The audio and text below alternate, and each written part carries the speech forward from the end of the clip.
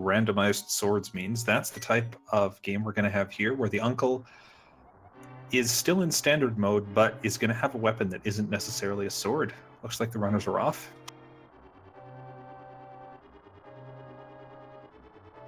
And poor uncle is mistaken.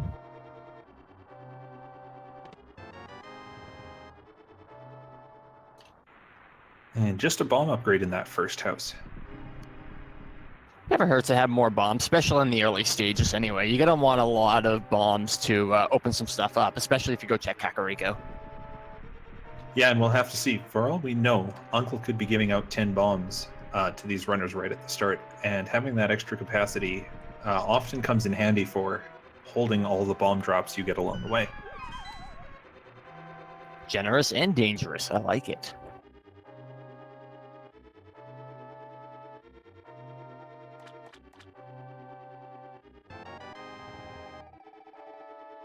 Fire but rod. It's not bombs. That is a beautiful find already. Yeah, and they get that full bar of magic to go with it, along with some magic pickups here, 50 rupees in the chest, so they're going to be able to just quite literally blaze through a lot of escape. My one fear for them is it might be hard to farm enough enemies to get some bombs. My other fear for them, and this almost happened in another run I did earlier, running out of magic. That's right, it's definitely a possibility with a few stray shots. Fortunately, you get a full 8 shots with that bar, and if you can make it as far as the sewers, there are a few magic drops guaranteed under pots in Escape. The trick with that is you have to know where they are. Because knowing is half the battle. Is it ever? Of course, that's why a lot of runners, and possibly even these two, they like to use some maps or other resources. Runners are, of course, allowed to refer to whatever notes they want to during the race, as long as they're not looking at what the other runner's doing. No peeking rule is always in effect. Ooh, And there's a very nice early bomb drop on Nihon's side. Yes. As long as Anak takes out some blue guards, the odds are he's going to get that drop as well. And that's one of the things you really want to find early when you're doing Escape there, so you can check the back of Escape too. And there's the drop for Anak. So now we got 4 bombs. That's enough for Escape and most of Kakariko, and we might see these runners buy some bombs before they leave the village, but certainly the first big headache is out of the way.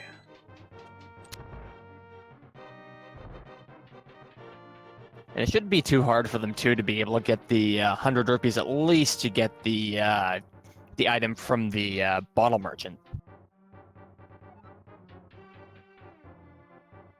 That's right. There's a guaranteed 50 rupees to pick up in the town. And so if you're looking to buy bombs for 50 rupees and buy from the bottle vendor, that's 150 rupees. It means you need 100 coming into town for everything, and the runners are definitely on their way to that. Easy. And the good news is too, like, you don't need a super amount of rupees to check all the items too, which is also a nice relief.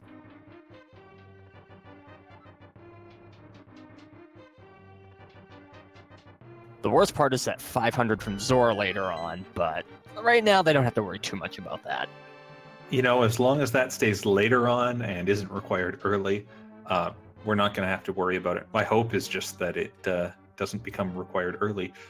Nihon taking an alternative path to get out through the castle escape. Not what I've seen before, but certainly it's going to do the job, and he can avoid some guards that way.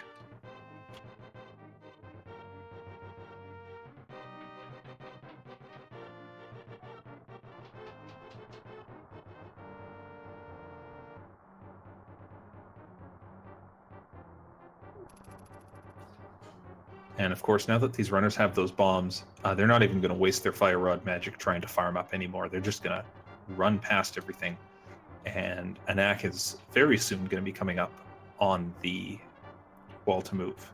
Now, in the event that the runners didn't have bombs at this point, this altar would stay open even after progressing through escape, and the runners could come back with that free light cone. That's a nice little tidbit to know, actually, for those who are working on doing randos themselves. Yeah, and oh, look on Anak's side there. He was going left instead of right intentionally to go and get some magic under those pots. He's clearly read his maps at some point, and he knows where to look. One thing I've had good luck with is from the ropes there. If I wasn't able to find magic at all for some reason or enough, I notice I tend to drop stuff more often than not, even if the items are randoed. At least the item drops, rather. Excuse me.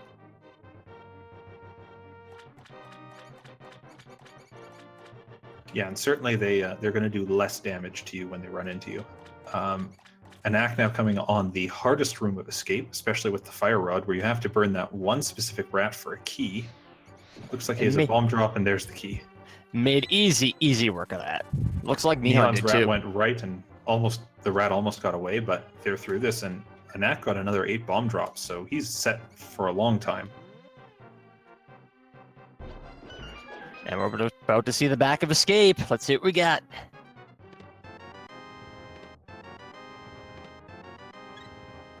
Well, I'm not going to talk down a heart container, and I won't comment on the rest of those items.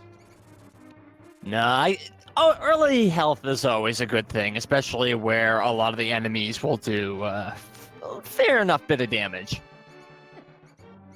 Yeah, this escape sequence, runners are pretty safe. As they go into Kakariko, usually okay, but I know for certain if you're trying to get over to something like Ice Rod Cave, where those crabs do 2 hearts, you want all the buffer you can get. So runners coming out of escape pretty much in sync here, and just getting 20 rupees from the Sank chest. Not bad this early in the game, but later on, it's probably going to become very trolling.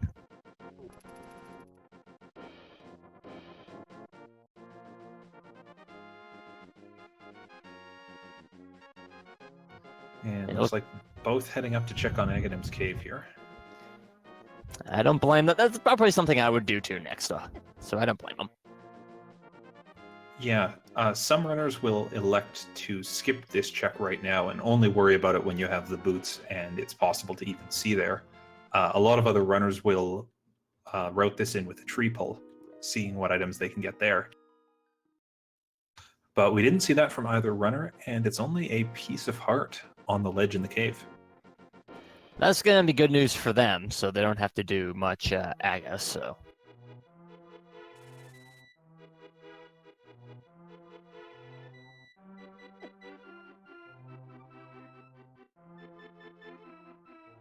Piece of heart from the vanilla mushroom location.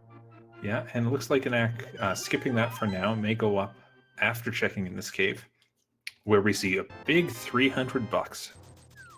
That's a great early find right there, so that way you can start saving up for Zora easily enough. So, could be, couldn't be, but, you know, no worries. I like it. Oh, and Anak now going up to check on that piece of heart in the mushroom spot. I was hoping we'd see a tree pull. That's where you pull on specific trees, including the one he just walked by there. And depending on the number of enemies you've taken out since you last pulled a tree, you're going to get a random drop. In the vanilla game, that's 1, 5, or 20 rupees based on how many enemies you killed. Here, we randomize what those drops are, so it might be an easy early source for bombs, or tons of rupees, or arrows, or even magic. Not going to see those runners check that out. They might be missing something there. Let's see. Thieves Hut bottle. They'll be able to check Sick Hit and Power Glove. Beautiful. And what else we got? Another 300 over. Yeah, rupees aren't going to be a problem in the early going. There's your money troubles done with.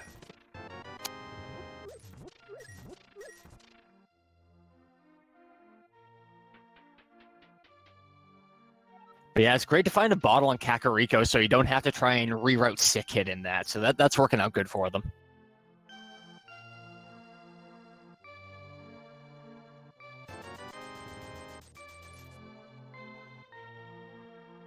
And what a shrewd trader. 100 rupees for 20 rupees. You know, I actually like getting 20 rupees back.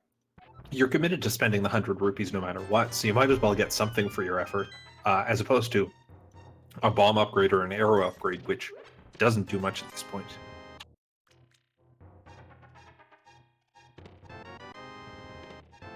Titan's mid already. There's our sword and bond. Well. I like what I've seen there.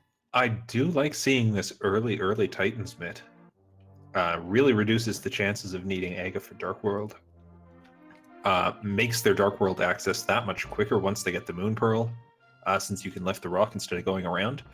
I'm a fan of this. Let's see more of these nice seeds. Let's see what's in the crazy chicken lady's hut here. Maybe more? A little of.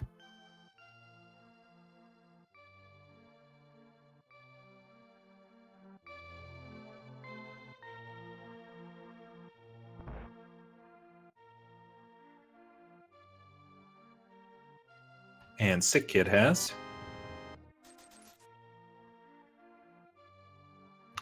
Looks like another big 20. We shouldn't be surprised to see those. I think there's about 28 or 29 of them in the whole game. But again, it's not like it's needed for these runners when that's the third 300 drop they've had so far. Boy, it's like they got a good winning lottery ticket or something. Sweet.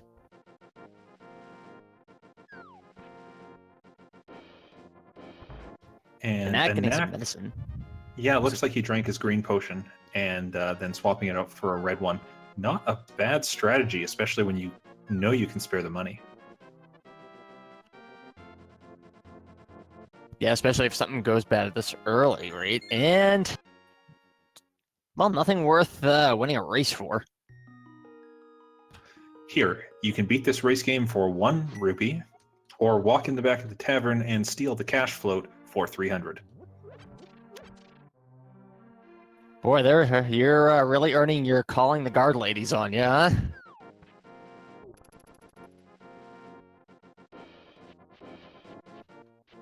Alright, so Anak's going to check on race game as well. And Nihon's now headed down to the rest of the conventional route, headed south to the dam. Going to check this out and almost certainly head over to Mini Moldorm Cave.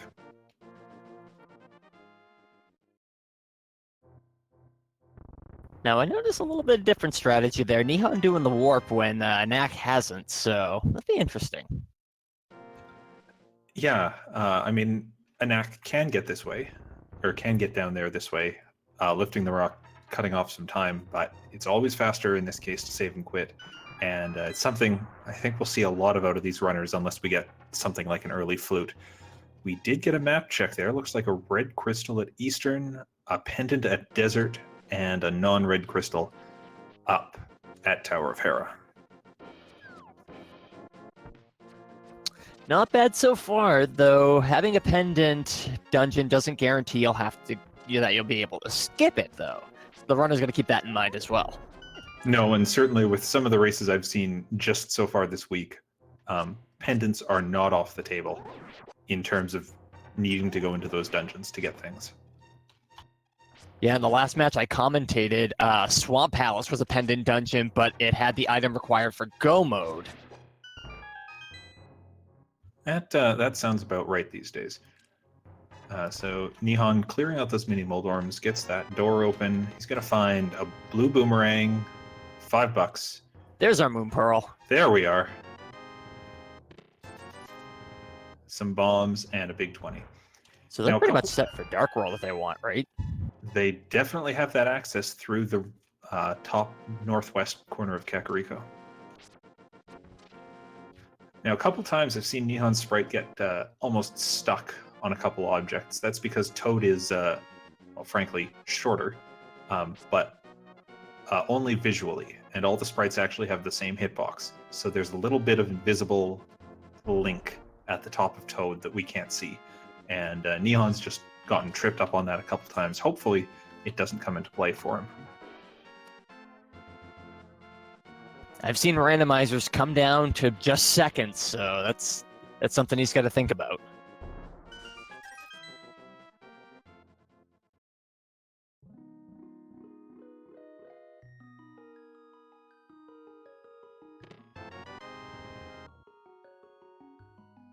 Some magic powder in the Ice Rod Cave. Interesting.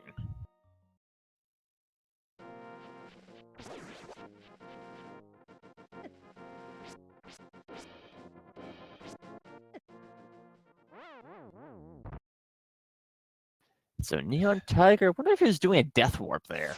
That did not look intentional. He might have been headed down to do a fake flippers, especially when he knows he can pay off Zora. But it looks like that caught him from the side, and I don't think he'll be going back to do that full check. Not when he's got the eastern part of the world, as well as Village of Outcasts if he wants it. There's so much open to these runners right now that it wouldn't surprise me in the least to see some route divergence right now.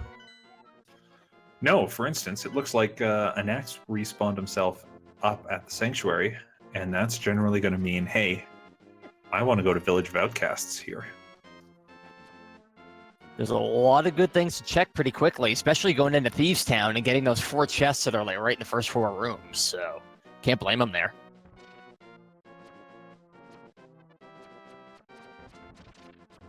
Yeah, the only reason not to go to Thieves Town right now would be if you're worried about A, your safety in the dungeon, or B, not being able to open that one chest. As we see, Sahasrahla says, hey, Green Pendant is over in Ice Palace.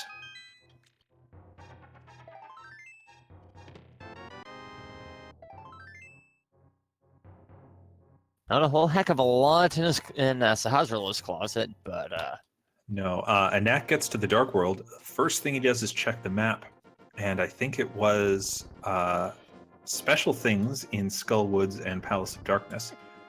A 5/6 crystal in Palace of Darkness, a pendant over in Skull Woods, and of course that green pendant in Ice Palace. this is gonna get interesting. I like it.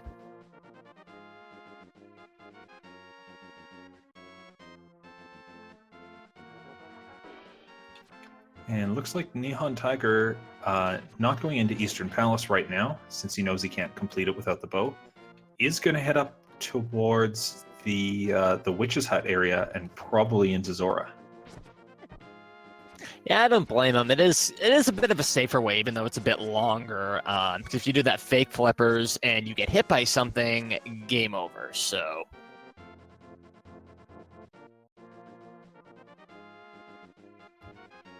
Meanwhile, Anak checking out the Village of Outcasts. He's found 100 rupees and a bomb upgrade so far, but nothing too major. Let's see. He is going to make that play into Thieves Town. Not a bad early play. It's not so committal, and it's not a whole lot of time lost if you have to go redo it again. So there's the map. That's right. And fortunately, Anak having the powder already is really going to give him a boost. There's a number of anti-fairies in this dungeon that he can powder, turn into a fairy, and basically get a health refill each time. And if they get lucky enough to get a bug catching net in an empty bottle, there's some nice insurance right there too. That's right. So Nihon did not do the fake flippers, so he's not able to check on the waterfall cave here. But we see the Zora ledge is 50 rupees. And we'll see what Zora has in return pretty soon here.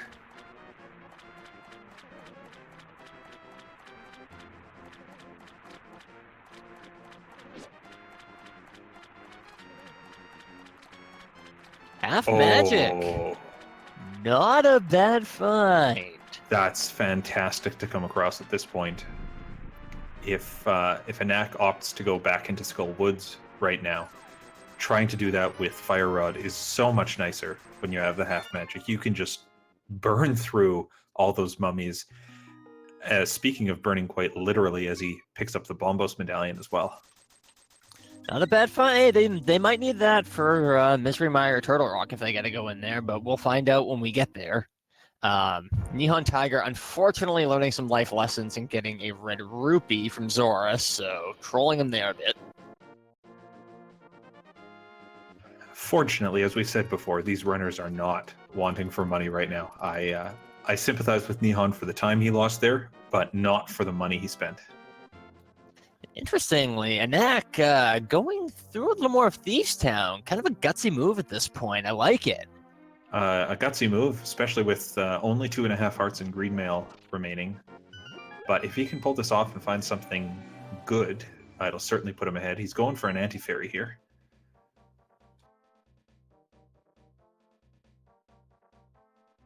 Having a little trouble there, right? Oh. Yeah, I've had some troubles with that too, so I certainly sympathize with that unfortunate death there. And looks like he's considering he is going to go. He is going to make me eat my words. He's going to peace out of this dungeon for the time being.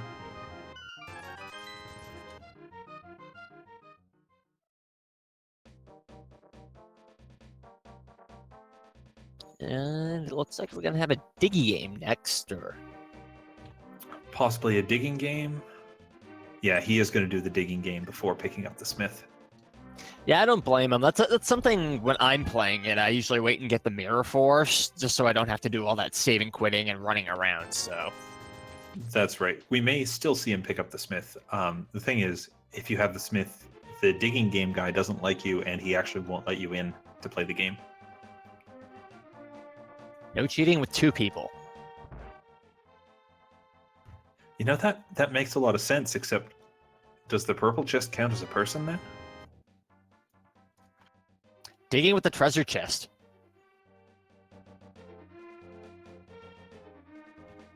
Looks like he got a full heart container off of that digging game, so pretty worthwhile. He's not going to pick up the smith, going to head south. I expect we'll see him talk to Stumpy here and then head over to Hype Cave.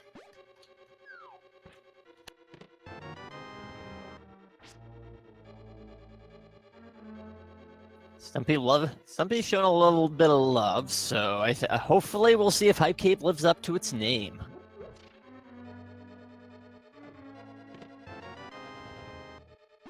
And then, unless Hype Cave starts giving out something like the mirror or the hammer, Anak may be forced to save and quit here. He's not going to be able to get into Swamp Palace in a meaningful way right now, and the rest of the Dark World going east is closed off at the moment.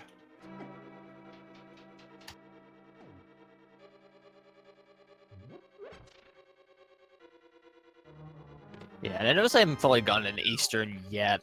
Understandably so. I usually save Eastern as something of a, if I can't think of it, that's where I go, but... Oh no, Anak taking an unfortunate death from one of those flying mushroom bomb-dropping enemies. That's a terrible place to have that happen. Oh man, like bad hype. I don't like it. Yeah, that's going to be a bit of a time loss as he now has to backtrack through some of that, but we'll see what he does with his new information.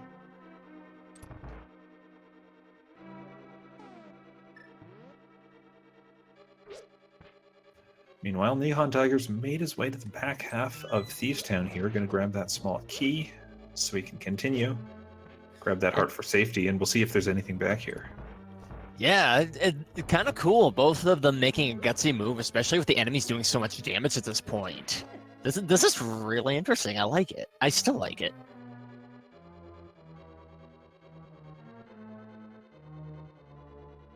Anak has returned to the Dark World. We'll see. He is going to go north this time, maybe with a dip into Skull Woods, which is definitely completable, but not fun with this current loadout. Definitely not, but it could be a worthwhile time saver if he's able to get it on the first try. So we'll have to see. We'll have to see what happens here. Fortunately, even without going to Mothula, there's the potential for 2 items in this dungeon. So definitely worth checking at this point. I've seen many runs get launched ahead by checking this dungeon early on. It's a nice early equalizer dungeon, so it's always interesting to see what happens to Skullwoods, and plus it's pretty quick too. So.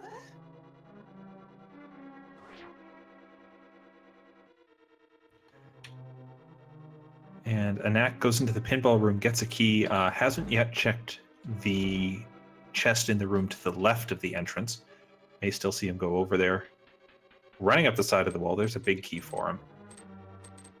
So interestingly enough, they don't actually need the big key necessarily in this dungeon, so that's also a bit of a time saver on that one as well.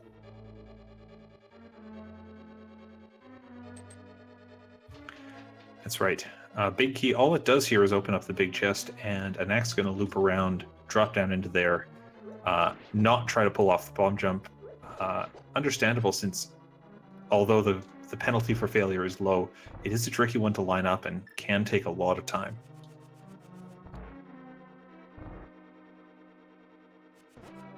Definitely not for the faint of heart on that one. But let's see what's inside. Just a key. Ooh. I like that trick, though. Fall into the hole, get the warp back to the start of the room, rather than walking all that distance back. Clever. That's actually something I hadn't thought of. Good strategy there. And NihonTiger has made his way all the way to the Maiden in the bottom of Thieves Town. I haven't been counting his items yet, so I don't know if there's anything in that big chest to his left there, which unfortunately he can't open at this time. Not without the hammer. Gonna have to come back anyway on that one if there's something important inside, but we gotta find that hammer first.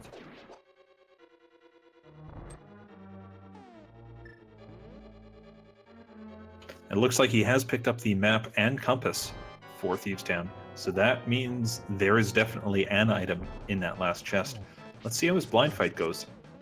Looks like he is pretty well versed with the pattern or the script that you can get blind to follow, although he doesn't quite pull it off.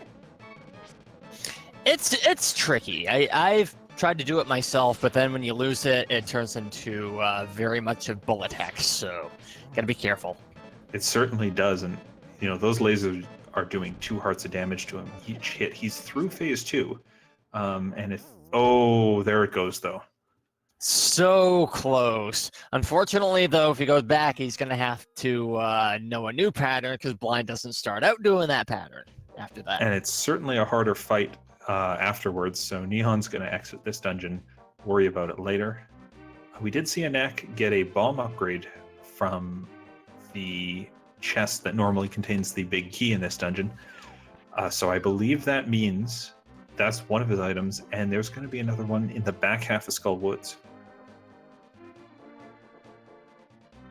And it could be Mothula holding something. Oh, we're not going to find out right yet, though, unfortunately. When we talked about those Dark World enemies doing a lot of damage, that's exactly what I was thinking of. That hurts. Precisely, and especially where they don't have the mirror, so they can't just go right back to the pyramid.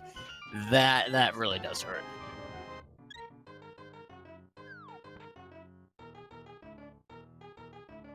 With all these deaths, so I'm seeing a lot of gutsy moves and valiant efforts, so very much kudos to both Anak and Nihon here. I'm very impressed with them so far. That's right. There's not a lot of safer plays available to them at this point. At least not within the logic. Death Mountain's open if they want to sequence break that, but they can't do very much. Aside from Eastern Palace, Dark World's really their only option, and sometimes that's just what the game rolls you. And you never know what the randomizer is going to roll you until you discover it, so...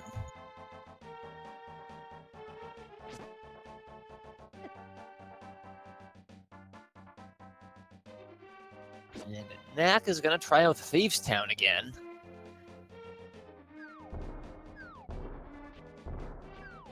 And Nihon's made his way over to Hype Cave. Hopefully without a bomb thingy. Get in here.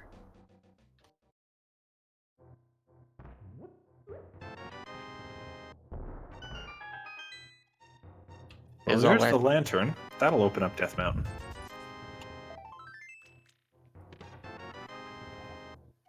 Lantern and hookshot. That will beautiful. Really open up Death Mountain.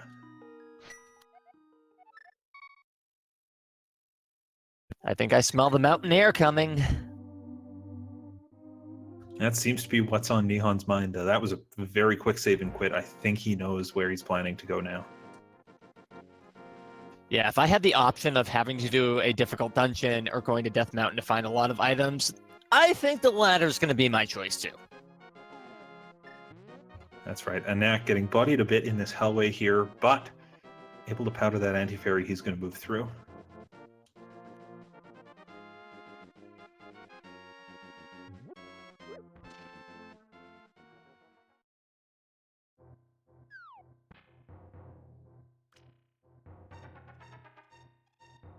Ooh, but he's got to be careful around these grasshoppers. They do a full 2 hearts of damage here. Those Dark World rats, I'm telling you. I mean, that is exactly what they are. And oh no, he's down to 1 heart here. Just has to get that bomb off, and everything will be fine. There's a Cane of Samaria. I love it. Interesting thing to come across here. It doesn't immediately open up anything for these runners, but certainly when they start getting more access, I for one, would be doubling down on Misery Mire or Turtle Rock just because you have that cane. The game probably wants you to use it for something. Absolutely. I mean, I like the bit of rudeness in taking the old man's cane, but, you know, it works out really good when you can do a lot of good with the Cane of Samaria. So Look, he doesn't need that cane anymore. You got him home, and he can pass that over to you so you can get around more easily. exactly. I like it. I like the brashness.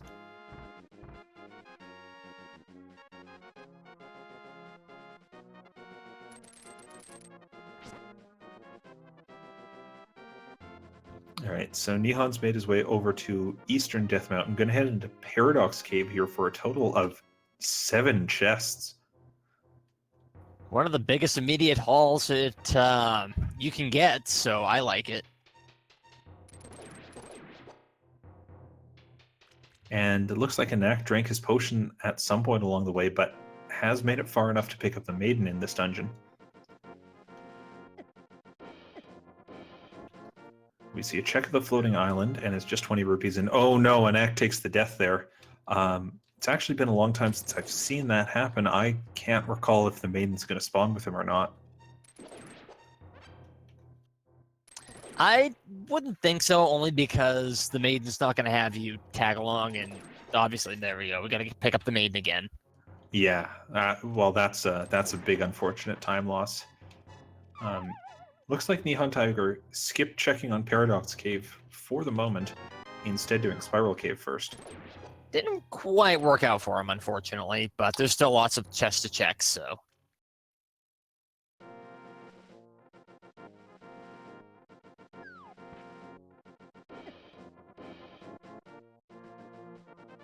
If he's lucky too, he might get the hammer out of the cave here too, and be able to do a hookshot cave check too, maybe.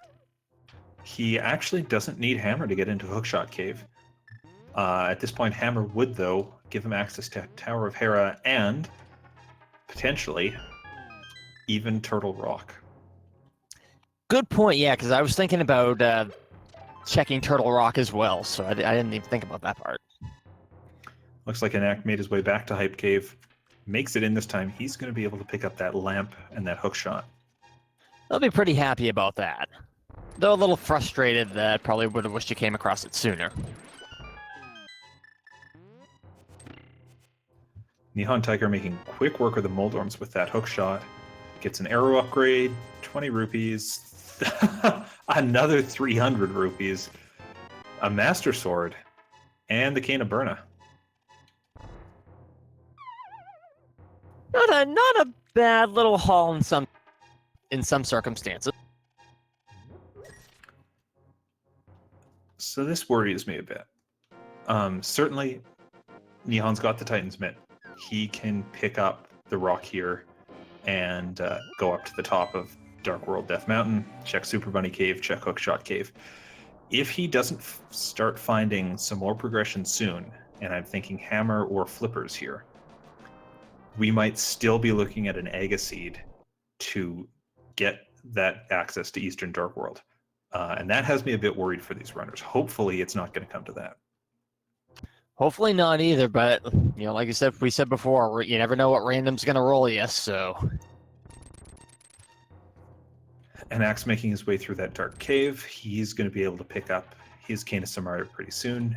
Nihon doesn't quite get the block clip, but he's going to be able to walk around the top, of course, drop down, and get those 2 items in Super Bunny.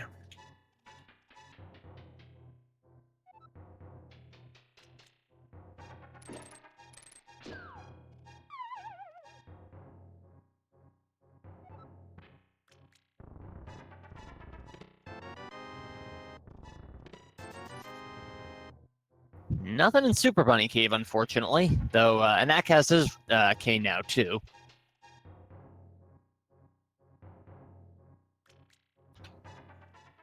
Now, here's the other unfortunate thing.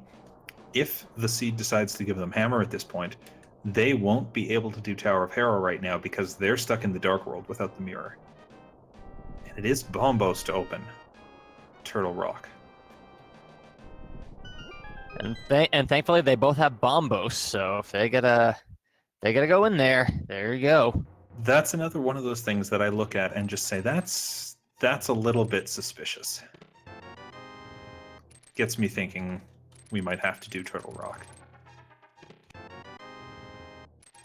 There's our boots.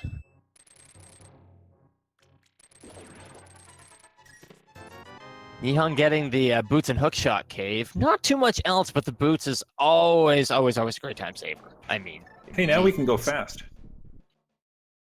Gotta go fast. More importantly, now we can check those 2 caves right next to Sanctuary. And please, please let a hammer be in one of these spots.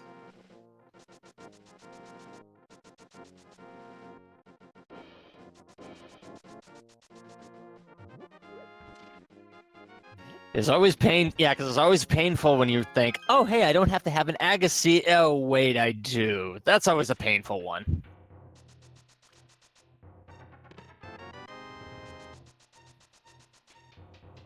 Well, at the very least, there's the blue mail. And, you know, we've seen both these runners try to go through Thieves Town, find that the damage was a bit too much for them, and have to bail out.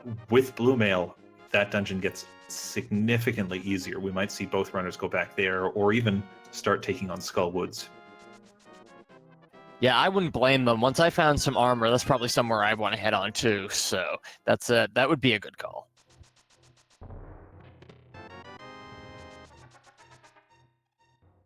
Ice Rod and Bonker Ox, nice find. That one's always one that's going to troll some people, so that's always a relief to find, especially if you got to go into Turtle Rock. Did someone say Turtle Rock? Oh, they're going to have to go into Turtle Rock. It's a crystal dungeon. I just saw that. It will definitely have to be done. And, you know, you want to put it off till the end, if you can, so that you can do it at the same time you do Ganon's Tower. But it's just one of those things with early Fire Rod, Ice Rod, Bombos to get in, and Cane of Samaria, you do start wondering, hey, hang on, are we going to have to go in there for some progression? Sometimes Can't get in there it's without hammer, of course. Sometimes it's the ugly truth, but if we find a hammer, we may be looking at Turtle Rock sooner than later.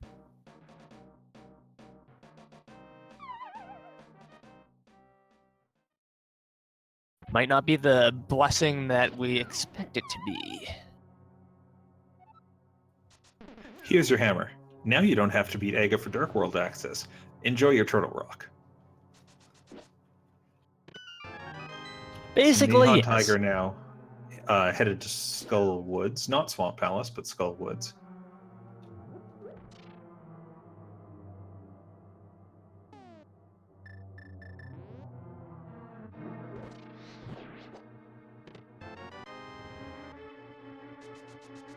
Good call on the Fire Rod on the Gibdos.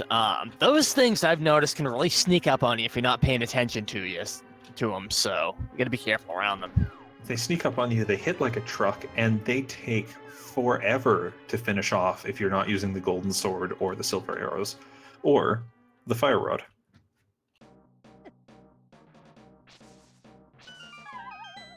Yeah, they'll certainly make you cry for mummy if you're not equipped.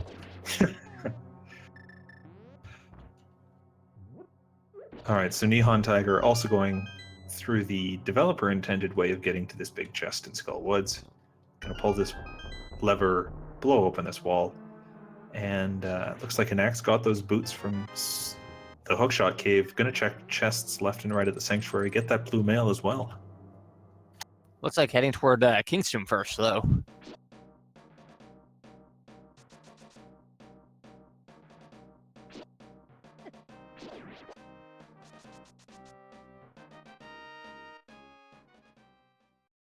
And hopefully with Nihon, we're also going to be able to see what's in the back of Skull Woods as well, since we didn't get to see that last time. Yeah, now Nihon, coming to this room after doing Death Mountain, gets to basically cheat that entire room and just use Samaria to get through. I know I much prefer being able to do that. Same here, especially when you got both Gibdos and Wall Masters. No, thank you. I'll use the old man's game, thank you. And Nihon bombs open that wall for a full refill of his magic, also picking up one in the room before. He might have been looking for a bit of a health refill there. There is actually a bunny beam underneath that pot in the vanilla big key room. Sprinkle that pot with some powder and you'll get a fairy out of it, even without lifting it. You know, that's something that I never even thought of until now. So that's definitely some good advice right there. It's certainly better than picking up the pot, getting hit by something, and then having the bunny beam run into you instead of giving you a fairy. Fortunately for Nihon, though, we get a couple of hearts from the little plant things there, so we'd be able to go into this with half health. Yeah, I believe he was using the stun prize there, so he was boomeranging those enemies to stun them, and then they will always drop a heart in this seed, which over the course of the race can add up to a lot of hearts and a lot of extra safety. But look where Anak's going. Eastern! Oh, here we go. There's our hammer in the back of Skullwoods right there. And Nihon says, I got my hammer. I got what I needed out of here. I have my 2 items. I'm not touching this dungeon anymore. I don't blame him, because if you got to beat Mothula and you die there, you're going to have to go all the way back and run through that gauntlet. That is always a big stinker right there. Yeah, the other thing, of course, Mothula only drops a pendant today. So you are going to put that off as long as you possibly can at this point. And looks like Nihon's probably going to be headed back into the Dark World now, but can finish up the basement of Thieves Town, has the rest of the Dark World open to him if he wants it, and hey, could even go to Turtle Rock, although this is very early in a seed for that. Yeah, I wouldn't do that personally until I had a few more hearts, but that's just me.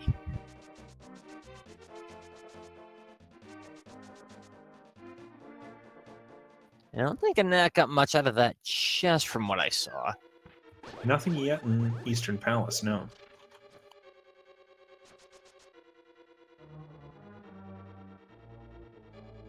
I'll have to come back here later with the bow to get the crystal, so hopefully the bow's not going to be in Turtle Rock.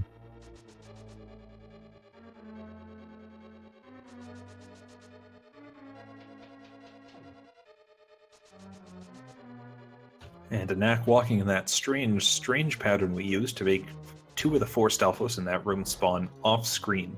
Then you can just hit the rest with pots easily. Now that's doing your research right there. I like that. Kudos.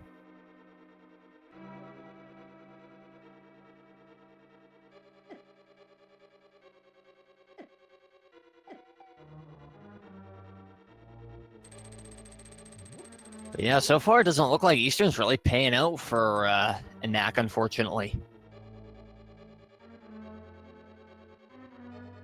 No, I mean, this could be more painful. He could have done this before he had the boots, and it would just really eat into his time. Now it's still definitely a time loss, one that you want to avoid, but it doesn't hurt anywhere near as much as it could have.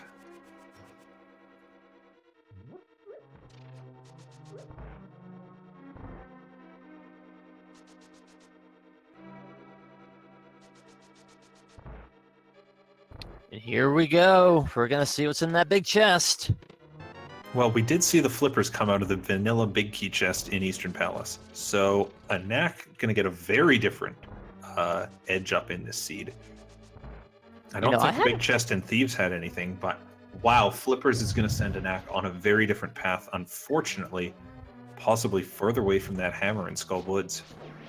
But it is interesting that both of them found 2 very different progressive items in 2 very different locations. So this is going to be really intriguing to see how this pans out. I can't see the odds going to Anak, but hey, you never know.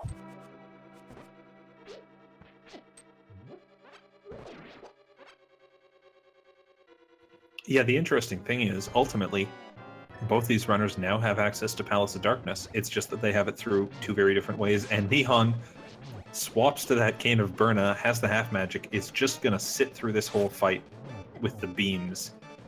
Definitely the safest way to fight this boss. He's not going to have any trouble. And I think Anak's going to be really happy once he finds his Cane of Burna, because he did mention that he's a fan of that item too, so he might have some interesting strats to pull off with that one. And that's blind down for a heart container, so no other great items in Thieves Town, but hey, that's our first crystal for these runners 45 minutes in. And with blind out of the way, that's a relief.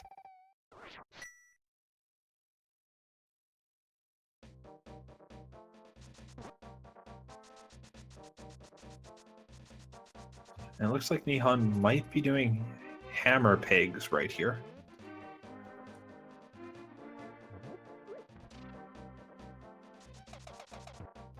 Waterfall Fairy with nothing for Anak, and Nihon using that great hammer dash, hitting hammer and boots simultaneously to just mow down pegs. Which, fun fact, is normally only the only glitch. Oh, piece of full heart container there. But it's a glitch that's only in the very first Japanese release of A Link to the Past, if I'm not mistaken. That's right, couple glitches like that, and the fake flippers, and I believe the block deletion with the mirror only work in the first Japanese release. Fortunately, that's the version we modify when we randomize everything, so those glitches are intact for us. Which I love. It really makes the runs a lot more interesting, so I think that's a good call there. That's right, and look at where Nihon's going. He's headed back to East Death Mountain. He's got the hammer now. He's not going through this Dark World portal here. We might be getting a Turtle Rock check. Or we might just be getting a Hera check. Couldn't hurt. I didn't get to see a whole lot of the maps. Was Hera a crystal dungeon? Tower of Hera is a crystal dungeon, not a 5/6 crystal, but still a regular crystal. Looks like Nihon's headed there. Shoutouts, by the way, to our tracker Melee Wizard for keeping all those items on the grids, including the rewards for each dungeon, updated for us, because we can't actually do this commentary without seeing what the runners have at a glance. Big thanks, Melee Wizard. Agreed, and it's not the easiest job in the world either, so much kudos to you. Thank you. Basement of Hera, just having a compass, I think that was. So 50-50 chance here we're looking at a basement play. Fortunately, with the big key, it doesn't have to do that. Yeah, basement play is always a thing that takes up a lot of time with that tiles. It's really one of the only times you really have to wait for the tiles, unless you're really unlucky in Ganon's Tower. Really unlucky. And Anak's going to give us a hobo check here.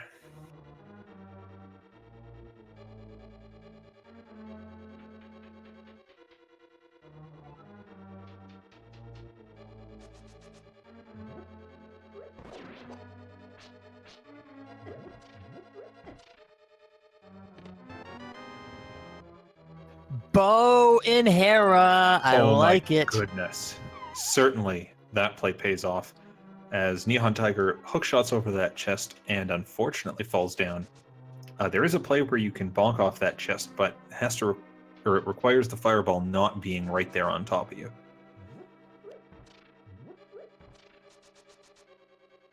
I'd just be happy to get the bow. I don't care how I get back to it at that point. Yeah, certainly finding the bow at this point going to be a big sigh of relief for Nihon, and it's actually going to give him a nice little time save. He gets to do Eastern Palace in one complete trip now, and with the bow, he'll probably have an incentive to do that and get his flippers. He can also go beat Palace of Darkness if he wants.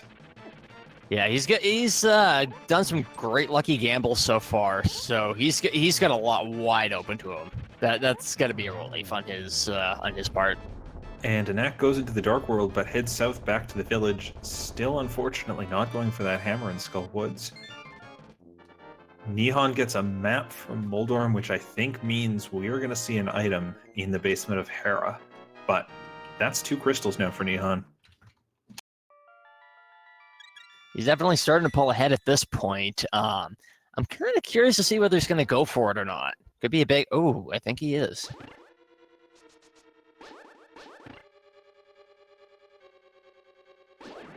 Yeah, I think you're this early in the run. You've still got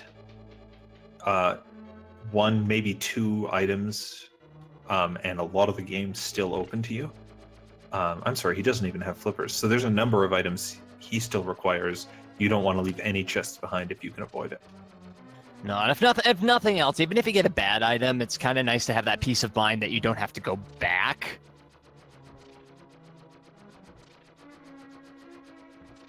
If it were my luck, the one item that I needed is the one chest that I skipped, so I know I'd be checking every chest I could.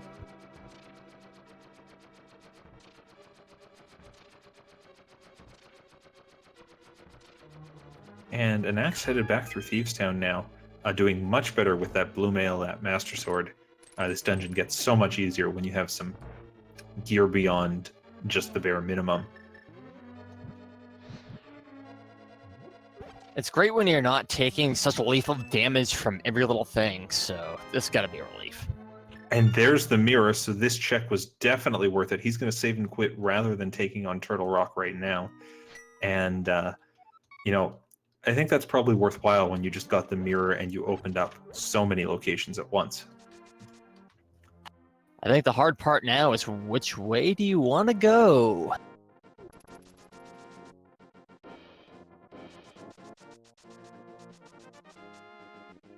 And he's thinking Eastern. This sets up such a great little play. You can go into Dark Palace here. You do have to go north here, but you can go into Dark Palace here, go all the way to Palace of Darkness, mirror complete Eastern, go back into your mirror portal and do Palace of Darkness, knock off 2 crystals, the 5 and 6 crystals, within a few minutes of each other. And that looks like exactly what Nihon's going to do right here, which is, like you said, fantastic idea. Fantastic opening.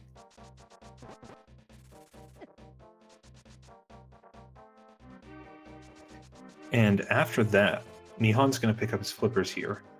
He is going to have basically all of the dungeons open to him. As we said already, he's got Turtle Rock open. The flippers are going to open up Ice and Swamp for him. It's just going to be Misery Mire that he needs to find a way into with the flute and maybe another medallion. And if he's lucky, I mean, the flute that he needs might right be in pod, so this may work out for him even better than we expect. That's right, we could, depending on what we see come up soon, actually have him in go mode, or might be one of those ones that just sends these runners hunting for a long time. Well, pod does have 5 items, so there's a good lot of opportunity here.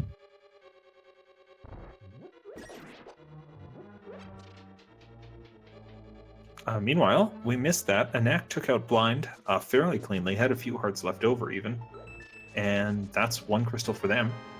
Here's hoping. He goes to Skull Woods. Oh my goodness, the flute in the first chest in the Palace of Darkness. I calls him like I sees him.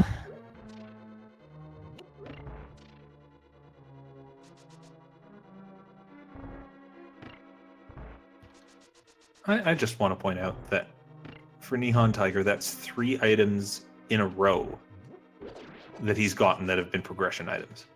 Required items. That's incredible. If I'm Nihon, I'm feeling really good right now about how things are going.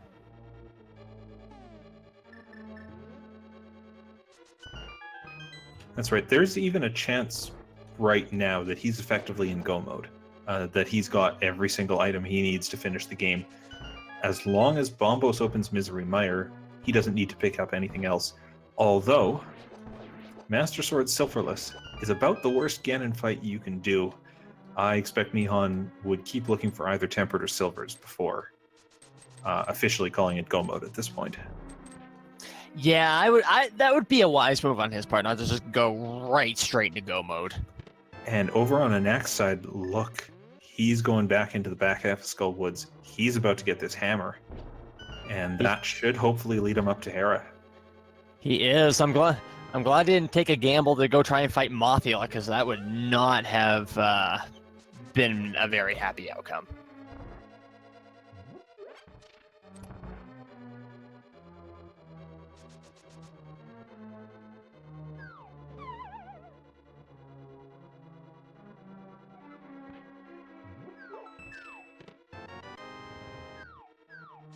There's our bug catching net and catch 'em insurance fairies now.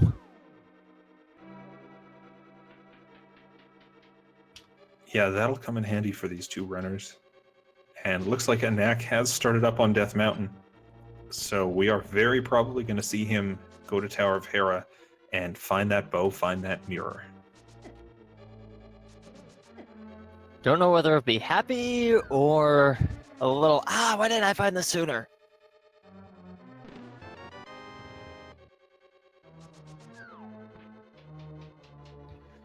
Yeah, I think when he picks up those two items, and even when he picked up the hammer, he might be starting to think, hang on, we had Fire Rod from the start, we had early Dark World access.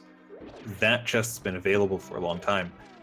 How long ago did my opponent get it? Fortunately, it's less long ago than might have happened. Nihon delayed a while before going to the back of Skull, but it's going to be eating away at him, and I hope it doesn't throw him off his game. Hopefully not. Gotta stay cool during rando, or else you get frustrated and you do things that you shouldn't be doing. That doesn't work out a lot.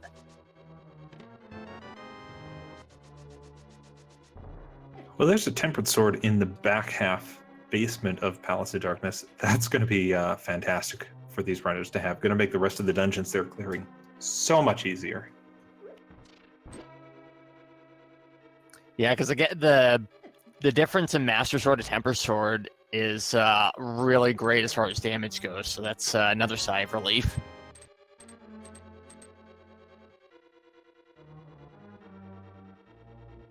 Now, if you really want to put the whipped cream and chocolate topping on that, finding the butter sword in here would be great as well.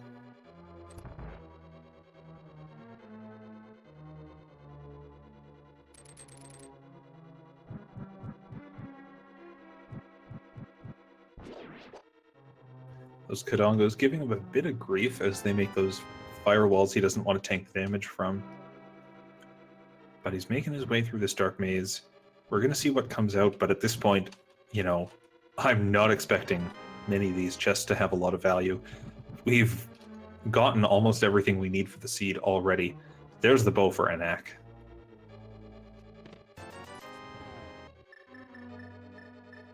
Being chased by the spark a little bit, but I don't think he cares that much now that he has his bow.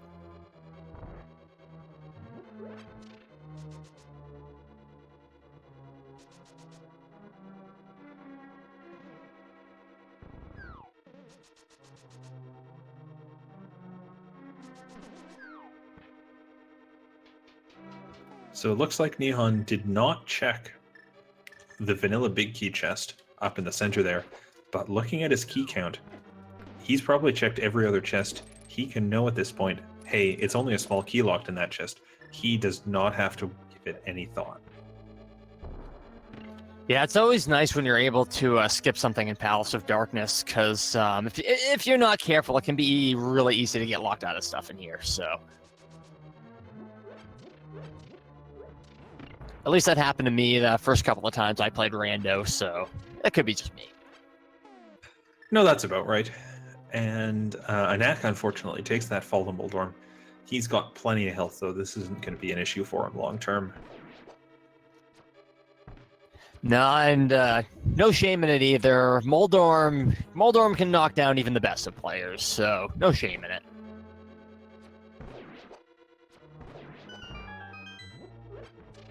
Nihon gets those mimics lined up.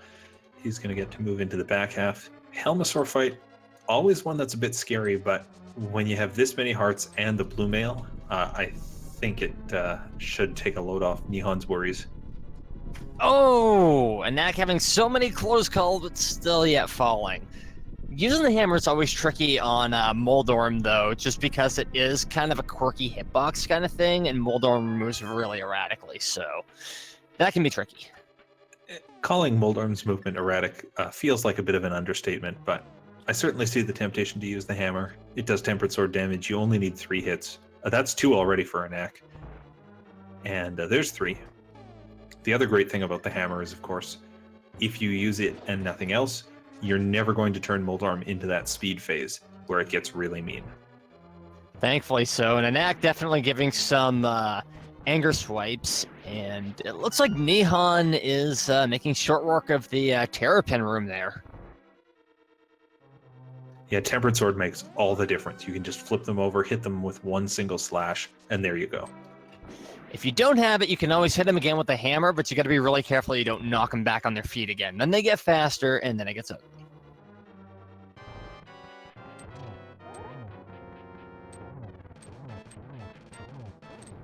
And there's our Helmasaur fight. I always find using hammer on the mask a lot easier too. You can use bombs for more damage, but you really want to be careful with that. My player's guide when I was 12 told me that I could use bombs. I've never forgiven it for telling me to do that. I wouldn't either. And also good call on holding the sword out to lessen the knockback on that. Lessens the knockback, extends your hammer hitbox, and Nihon just needs a couple more arrows into the jewel here. Missing slightly, but there we go. That's Helmasaur down for a 3rd crystal.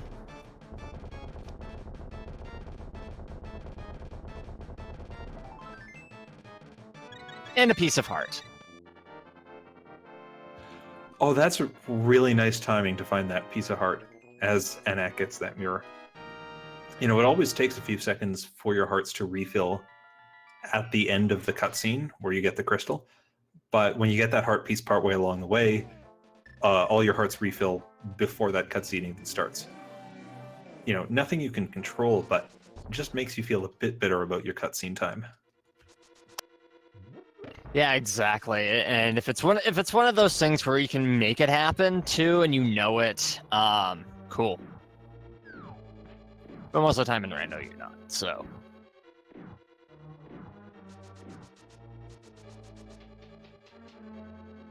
Nihon gonna get his flippers now and be able to play Easton in one shot, so it'll make for his 4th crystal. Yeah, he is just cutting through dungeons at this point. But again, it's that question of once he clears up the obvious path, what do you do? Do you do Ice or Swamp, which are so much faster if you can go mode them, but they're clearable now? Do you try and go into Mire and find out if you're in go mode? Do you do Turtle Rock, hoping that you find the thing for Mire? At this point, you probably don't do that. No, I think if anything, you'll want to save Turtle Rock for when you're sure you're in go mode. So that way you can just get it all done, and then, of course, if it's the last dungeon, you can just run right over to Ganon's Tower after. So there's really a lot of benefit in saving it for last.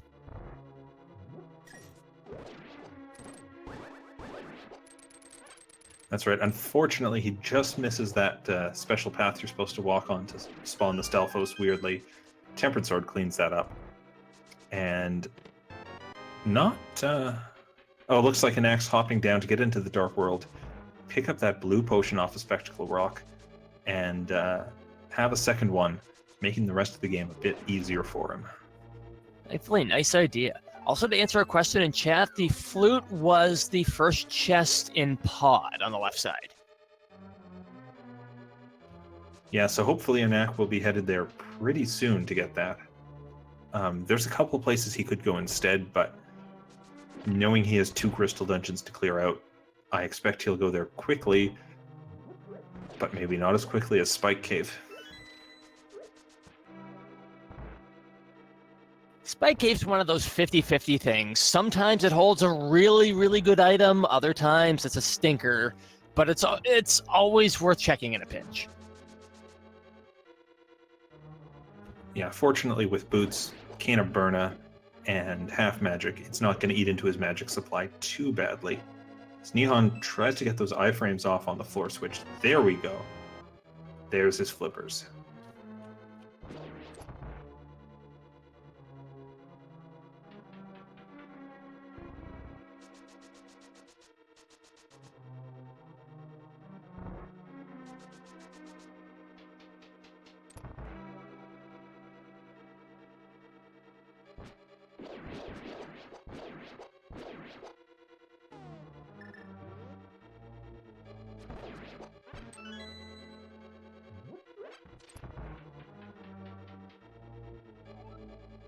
You know, I'm making short work of that room there.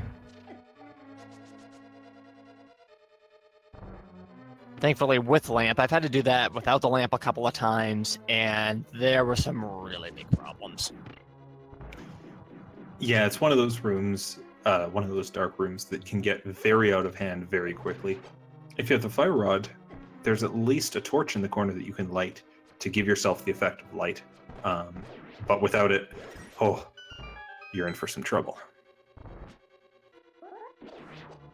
Yeah, if you can't see those rock clops and they can see you, it's not a fun game of peekaboo.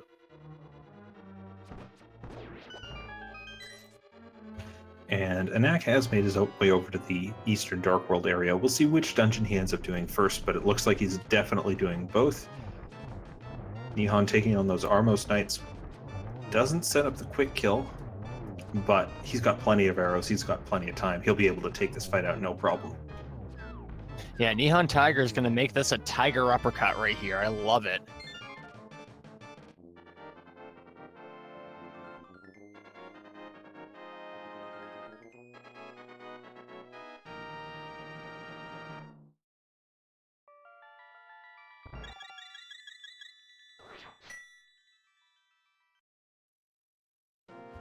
And Anak's going to head into Palace of Darkness first as Nihon comes out.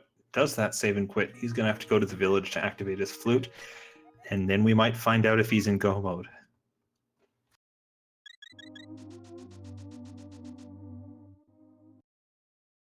And Anax he's about to get that flute. Yes.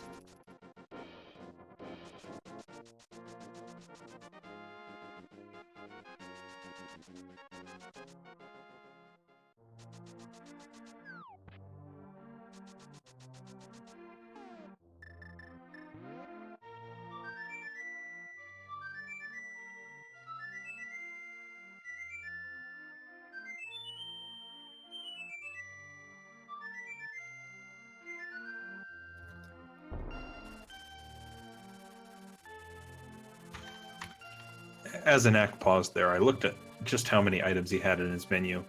I realized we're barely an hour into this race. It's been very generous so far to these runners. Aside from putting Hammer in a hard-to-get-at location, in terms of technical ability, it was logically very early, and it just kind of led the runners down a clear path to all these items. I like this seed. I do too. I've seen a lot of trolley seeds in my time and experienced a few trolley ones, but it's always nice when you can get a nice generous seed and then you don't have to worry about a whole lot. That's right. Now, unfortunately, that's the Quake medallion in Misery, or to open Misery Mire. So, not go mode yet for these runners. NihonTiger going to push these blocks. See about a second item. But that is also not the Quake medallion. So still a little bit of looking, but speaking of looking, if you're looking on and you're really enjoying what these runners do, definitely give them a follow. They've been doing a really good job so far, and it's been exciting to see them. So if you want to see some great playing, give them a follow sometime.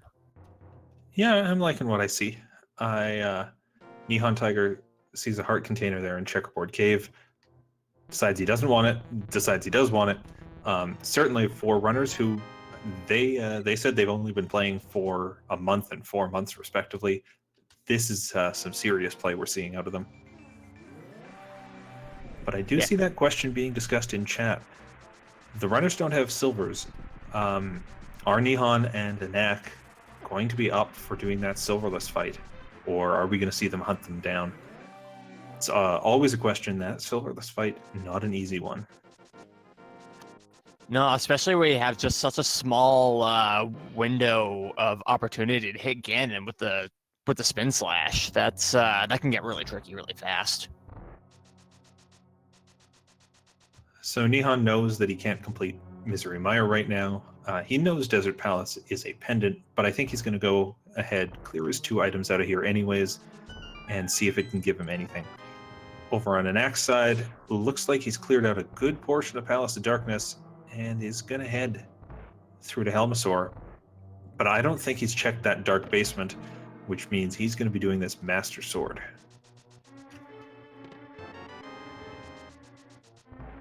I kind of wonder if maybe he could be skipping it to try to save some time. He might feel a little bit behind right now, just with the later progression item gets. So Yeah, that's a very strong possibility. He knows it was a long time before he got that hammer. He's seen the linearity of the seed since then, and he might just be trying to cut off the corners he can. Unfortunately, missing Tempered does lose him potentially more time than it would save. But of course, there's no way for him to know that. well, the other thing is too, there's still one more progressive sword out there, so we could find you could find that last progressive and get Tempered anyway. So that could pan out for him anyway. Who knows? Oh, absolutely, you could. Looks like NihonTiger got his 2 items out of Desert Palace, one being red mail, the other being an arrow upgrade. So, hey, that's red mail. Red mail being a sigh of relief, and we're gonna check out Agina's cave.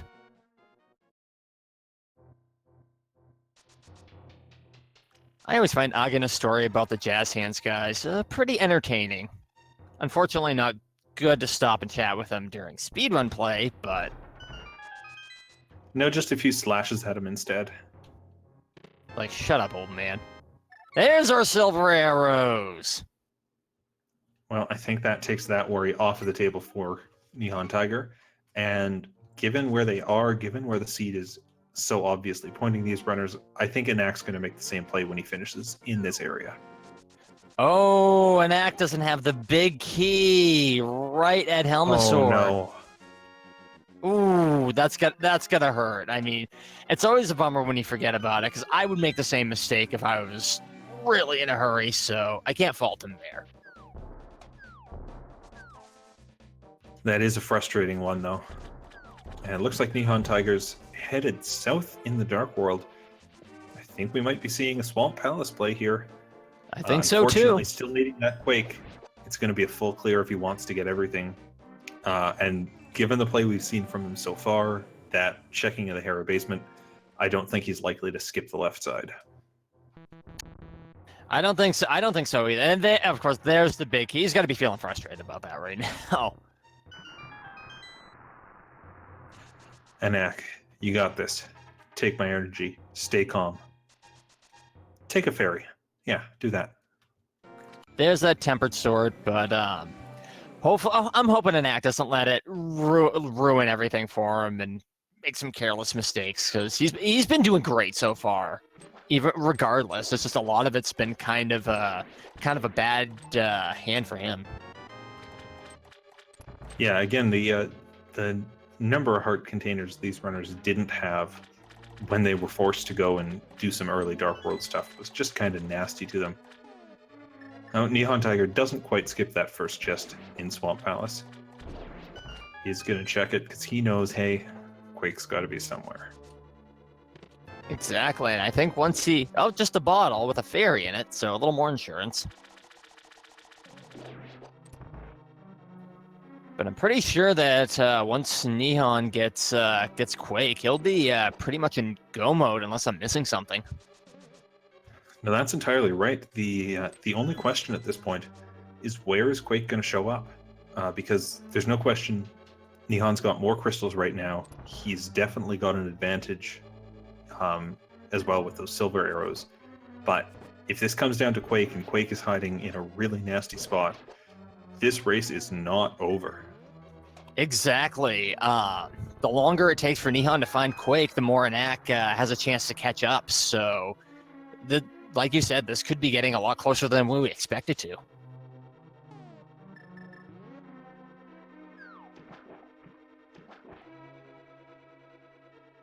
And Anak now on a second trip through the basement has a much easier time with, as we pointed out, that tempered sword.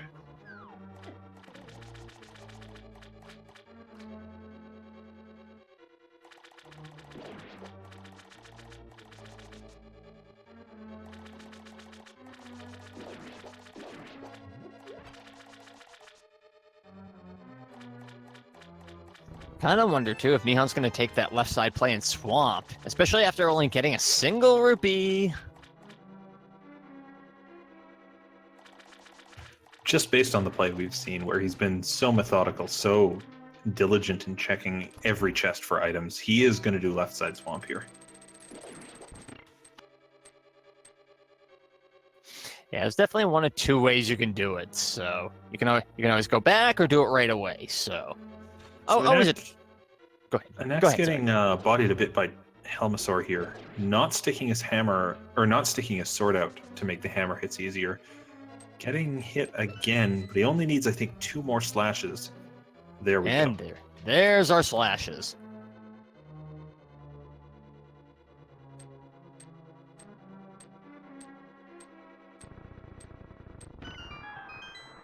And that is going to be a 3rd crystal for Anak. So Anak slowly bridging the gap here as Nihon checks left side.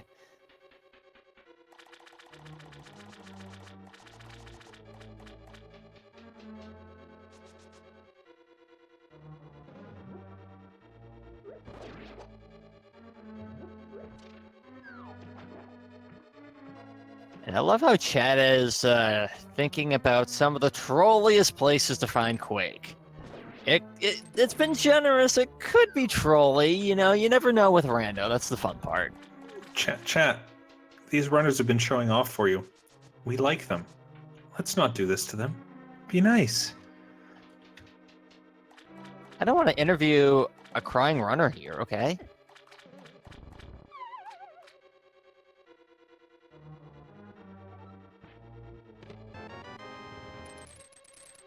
Ooh, left side swamp has a mirror, and in that other chest, the big key.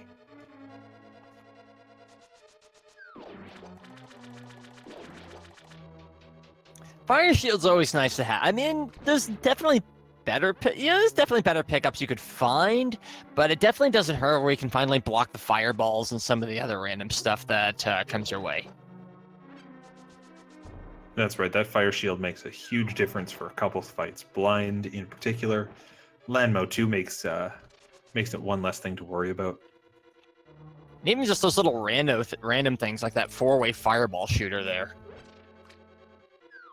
Yeah, Swamp Palace is one of those dungeons where you don't have a lot of opportunities to heal, so the damage just kind of adds up over time.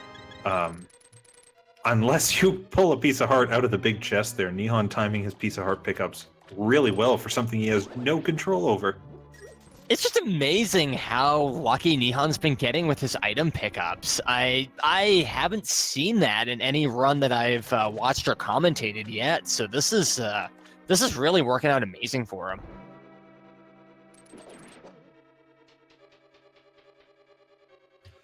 Oh, Anak getting a very nice one cycle on that double Igor room. Tricky thing to pull off. He's going to go for the advanced strat here on Armos.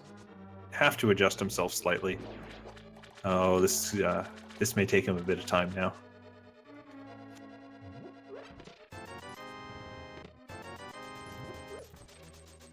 It might, but as long as Nihon doesn't get the Quake, it's not so much of a worry.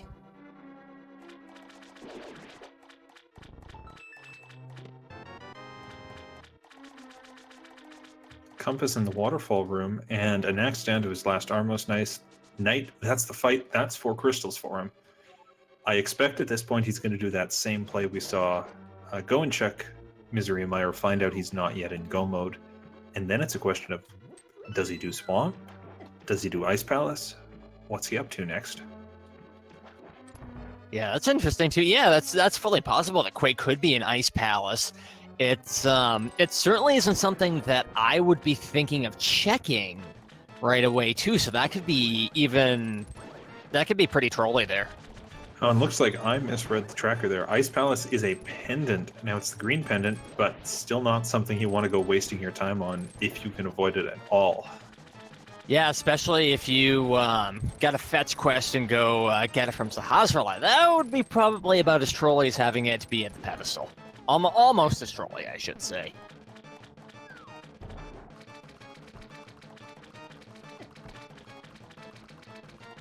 Thankfully, Argus here, bit of a breather fight. Though it's having a fun time dodging his arrows. And there we go. Only 1 silver, but that is hard to line up. Yeah, I like to play, you're never going to catch me, you're wasting your time.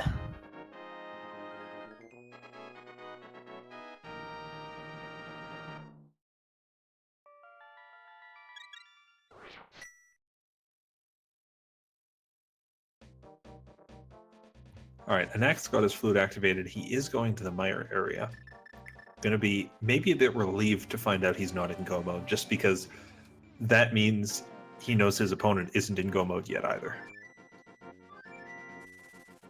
This is true.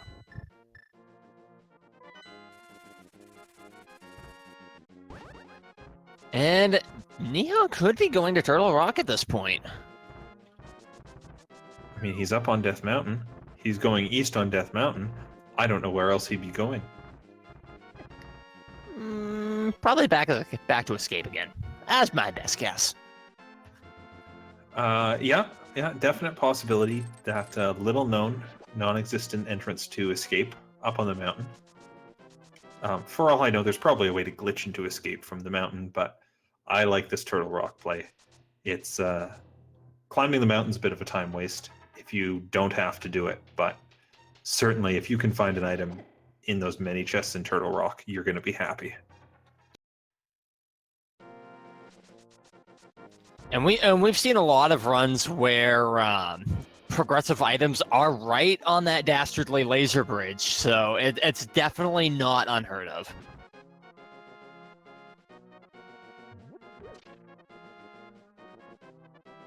Anak picked up that heart container from Checkerboard Cave. Now going to check Agina's cave and get those silvers. He will be happy. Very, very happy.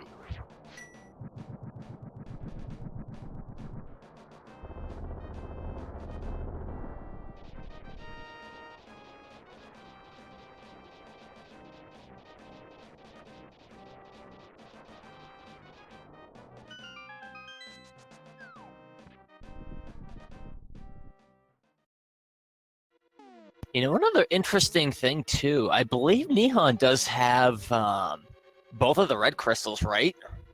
That's right. Both runners have those. Yeah. It's certainly a tempting play at this point. Anak might be going for that right now. That might be a good call. Be going to Swamp Palace.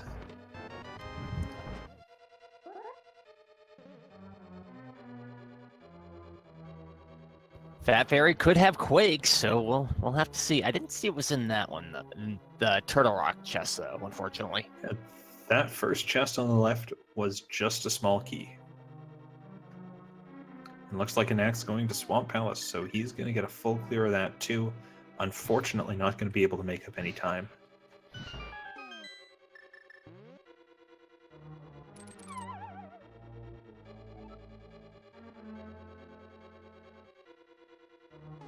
We'll certainly be putting the Arg in Argus.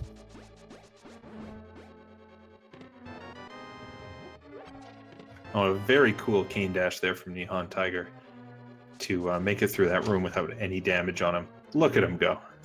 That is beautiful. I haven't personally seen that yet, so that's really cool looking. I might have to put that in my own plays.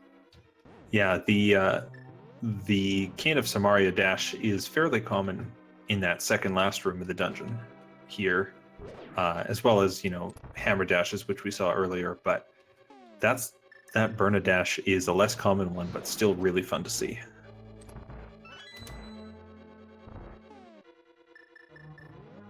A little quick way to catch up too, using the hook shot, doing the hook shot and the Pegasus dash together on the stairs.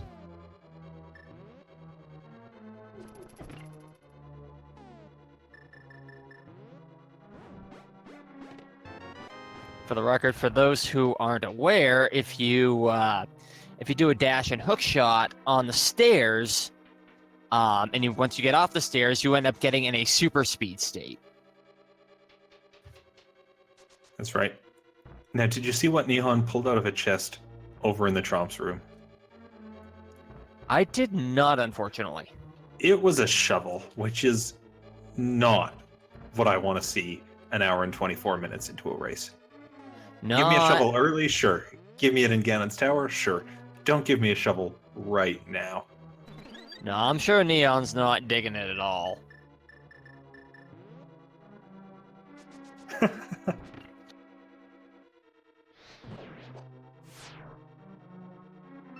Oh, nice shot with that fire rod, then dodging back out of the way of the eye. That was a very nicely done room. Just makes that look like choreographed and beautiful right there. And Anak making his way through Swamp, headed to that south loop, gonna check this chest here. Unfortunately, other than, a couple heart pieces, we didn't see anything useful in these chests here. And that green rupee is certainly going to not be of much use at all.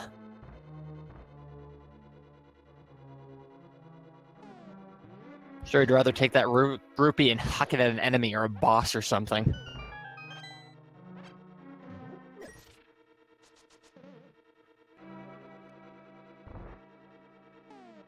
And Nihon now headed past Poke 2. He's going to be headed outside. Maybe Mimic Cave will finally have Quake somewhere in it. That's all these runners need, and I'm sure they're both anxious to get into go mode now. I would be too, because I mean, when you're thinking non-key sanity rando, and you're about an hour and a half in, you kind of start to wonder how far your opponent is in there. So.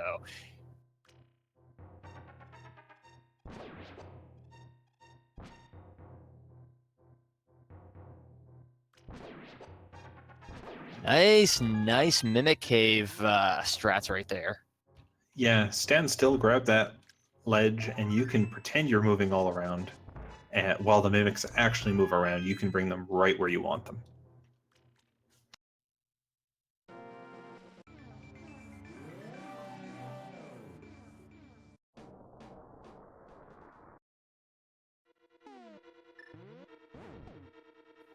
And Big Chest has, just a map.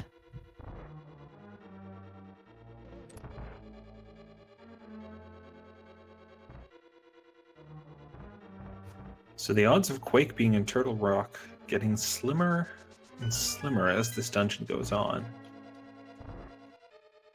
But of course, time spent in Turtle Rock when it's crystal is never actually wasted, just perhaps done later.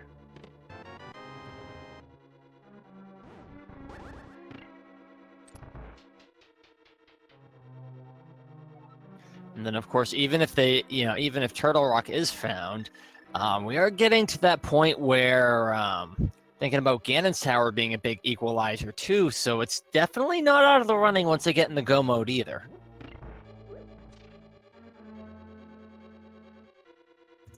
No, hopefully the runners, stick with the meta and kind of take the same normal route through Ganon's Tower, but if either one of them feels behind, they might gamble to go a different way, and, a left side versus a right side can make the difference of a couple minutes in a run. Indeed, and Nihon doing something I actually hadn't seen in that dark room there, using the hook shot with the invincibility frames to get by the Gurus, or the spinning fire bars, so... Yeah, if you don't use the hook shot, and your movement through that maze is optimal, I believe you'll only take one heart from those fire bars, which is, unfortunate but tolerable.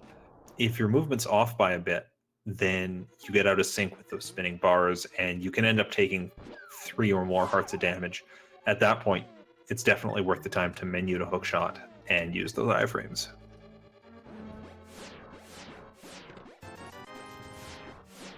And here we are, we're checking our laser bridge hype here. Rupees, bombs.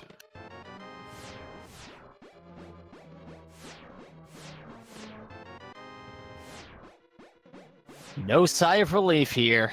Just a bunch of random little whatsits. So we do have the map, we do have the compass. Trinex is going to have one item. But if it's not Quake, then Nihon's still going to have to keep looking.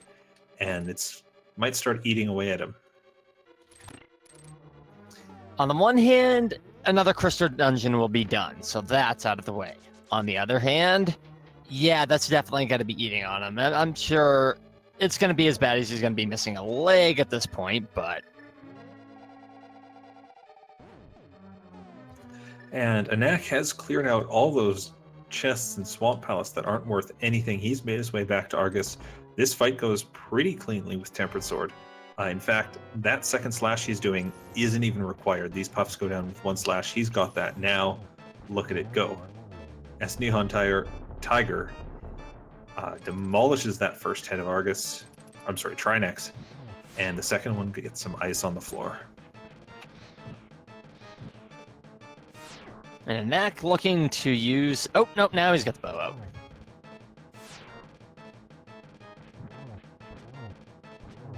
One nice, well-placed hit on Argus and getting a piece of heart out of it. And we enter phase 2 of the Trinex fight. Yeah, he's going to need 5 hits on that center, and he's not going to take any chances. Looks like he's got Burna at the ready. That's going to introduce a lot of lag if he needs to, but he'll be guaranteed to get through this fight alive. Yeah, especially with that strange move. Not so much strange, but Trinex moves a lot differently from a lot of the enemies too, so you got to be thinking more about how he moves.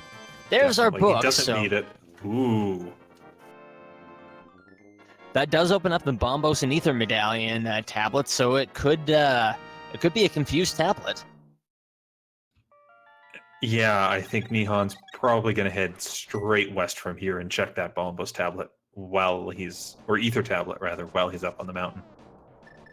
Meanwhile, Anak has finished Swamp Palace and is not immediately going for a different dungeon.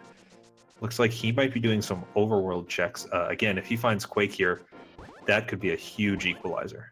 Oh, yeah, that's right, because I don't think either of our players have checked Smithy or the other purple chest there. There we go. Oh, and Axe going back into Thieves Town, because when he came through here the first time, he didn't have the hammer. He got all the way to blind and activated the fight, but didn't go back into the basement, and he knows now that's an item. Ah, that's right. I almost forgot about that. But he can certainly route that in with Smithy and the purple chest too. So it's definitely not as bad as it could be. That's right. We saw both runners kind of look at the Smith earlier and decide not to do it, probably because they didn't have the mirror. That's not an issue anymore. And it was just a piece of heart, or sorry, a full heart container at Ether. Not bad, but you're still going to be frustrated on where that Quake is.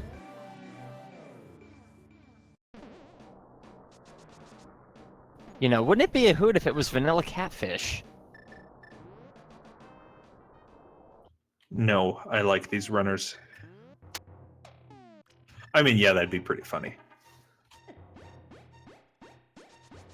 The rando's been surprisingly generous, but, you know, there's always got to be one troll item in rando. Usually for me it's the bow, but I've never seen it be Quake before.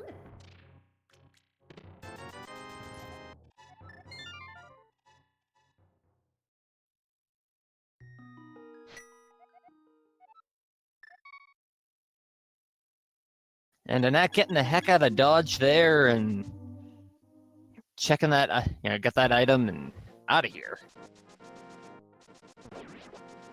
And it does look like he's going for Smith. Meanwhile, NihonTiger spawns at the Sanctuary, dashing across over to the village area. We'll see what he ends up doing with this new stuff. For a moment, I thought he might be doing a pedestal check, but it looks like he's just going to head to the Dark World, maybe do Smith as well. Yeah, it wouldn't be a bad idea.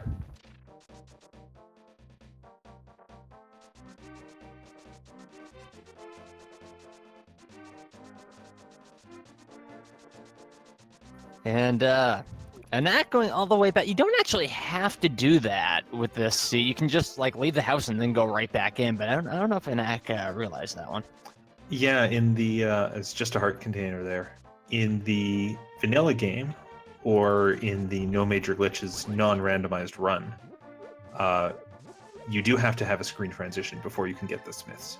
Much like you need a screen transition to cash in the mushroom at the witch. I didn't realize that. And Anak certainly gets that result by going to the west and coming back. But you can also do that effect by just having a mirror portal. There's the Quake medallion from the shovel. NihonTiger at 1 hour and 35 minutes is in go mode. And it looks like he may be able to wrap this race up. Oh boy, that's That's a find right there, and heading straight to Meyer. Yeah, having a go mode Meyer is a good thing. You just got to find that big key as quick as possible.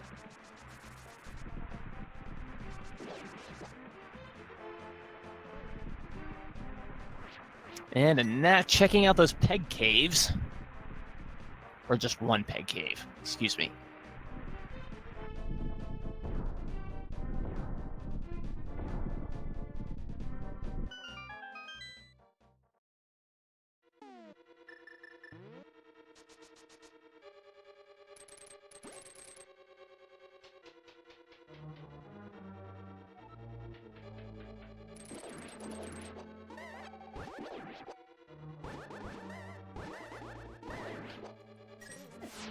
And Anak headed south again.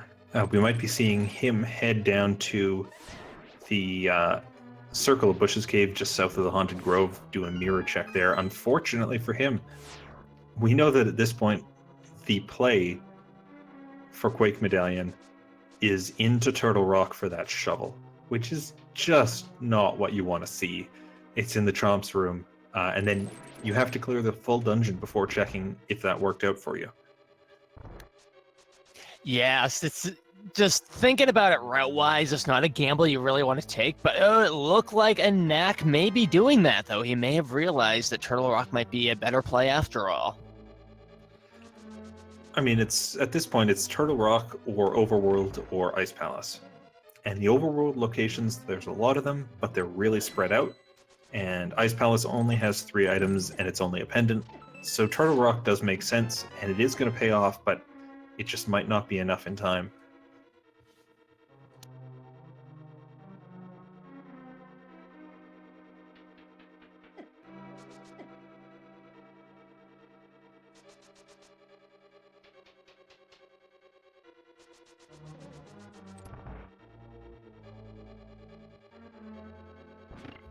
Yeah, we just have to see where both of the big keys end up.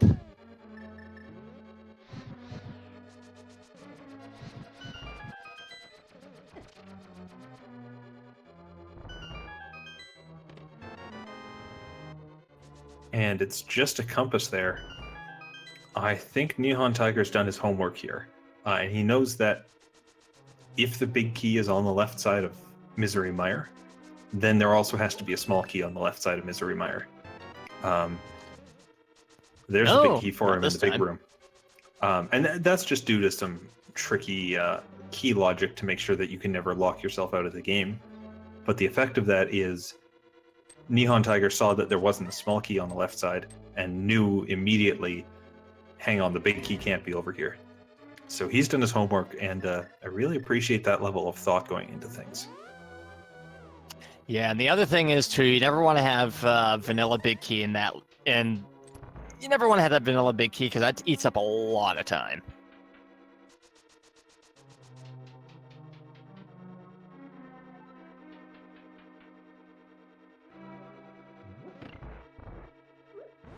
And a neck. Skipping that chest in the right room there and going right for the those air torches.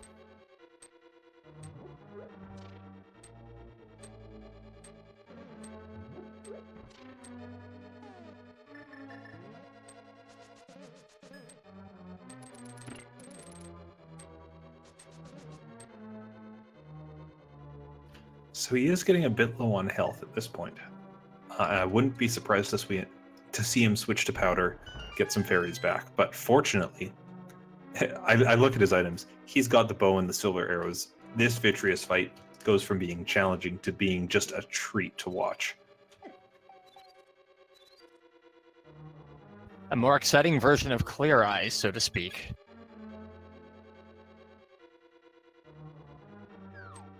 Wow.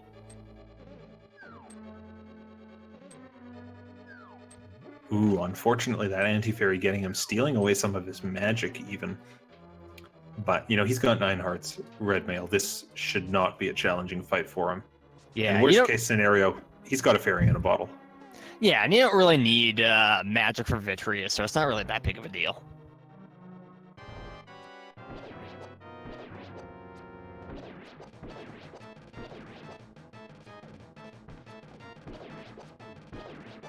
And look at what silver arrows do to those eyeballs. Just take them out in a single hit each. Unfortunately, that big eye getting some lasers off quickly on him. But he manages to avoid them all, and now with just 2 more arrows, there we go.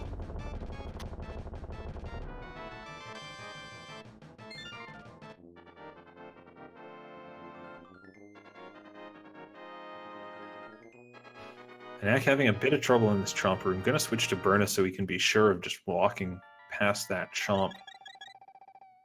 Has to be a bit careful to not lock himself behind the spikes there, but there we go. He's got his shovel. Now he just has to turn that in after the dungeon's over. Always frustrating when the fetch quest is part of the requirement, because then you never know, is it where I need it, or you know what I'm saying. So NihonTiger's got his 7 crystals now, and he's going to stop in at the potion shop first. But then he's going to head up to Ganon's tower. And do you know what that means, Rick? Oh, I know what that means big time. But why don't you tell him? There are, in the bottom floor of Ganon's tower, 22 possible chests that could contain the big key, which is required to climb up that tower and finish the game. Get your guesses into chat with a number from 1 to 22 for where you think that key is going to be hiding. If you guess it correctly, you will have earned my amazement, because it's literally less than a 5% chance for getting it right, and that's impressive. And you get my kudos points, which, much like a certain improv show, the points don't matter, but man, they feel pretty good when you get them. Do they ever?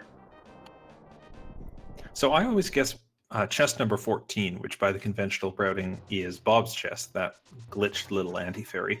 What's your guess? I kind of go all over the map with this one. Sometimes I pick low, sometimes I pick high. Just because I've seen a very generous seed, I'm going to pick a higher number, probably, I'll say 19. 19, so somewhere on the right side, assuming conventional routing. It looks like Anak was having a bit of trouble with that Mimic's room there. Not able to grab onto the rail, gets that piece of heart for it, but NihonTiger headed over to Ganon's tower with a very clear lead of more than an entire dungeon at this point. I think he's in a good position to win this race. It's definitely the eye of the tiger, the thrill of the fight.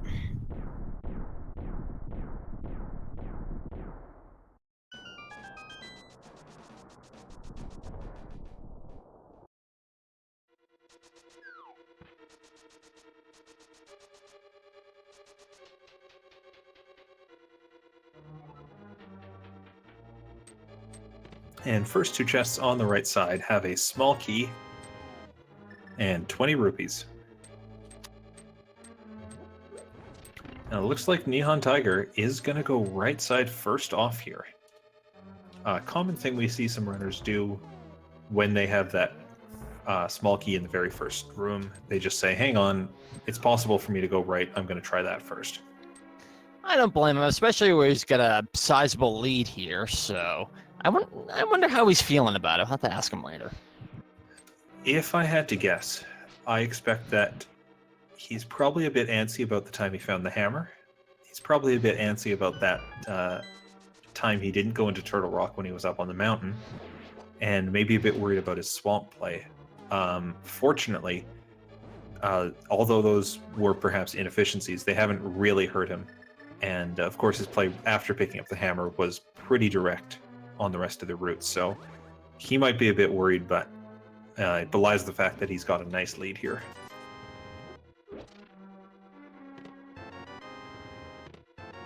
Oh, nice find for the mirror shield.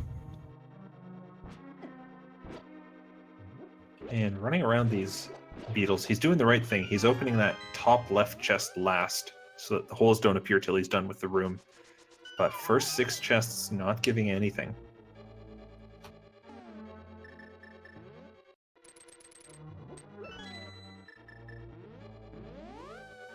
Got That is something I might do. He's warping out of there, saying no, thank you. This is getting frustrating. Yeah, common thing to see is those runners go right side. They check those 4 chests, go through the warp to get the small key, because you never want to run out of small keys in this tower. And then you just mirror, do the whole left side. It does mean that ice armos are your last chests, and aside from tile room.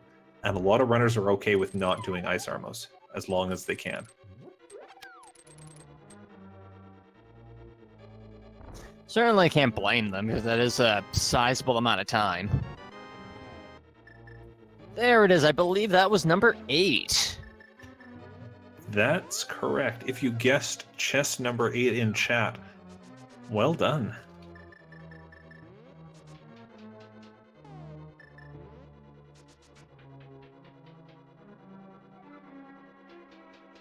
Scrolling up, I see no one guessed number 8 in chat. So, Ganon's Tower Big Key wins today.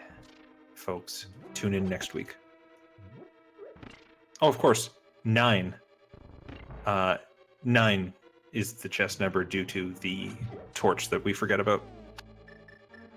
Thankfully, it doesn't go by closest without going over rules, so I'm down with 9. Still never had anyone guess 9. That's too bad. Oh, Anak taking a death on the laser bridge, but thankfully has a fairy to help out there.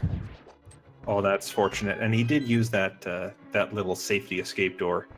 So even if that became a real death, wasn't going to really harm him.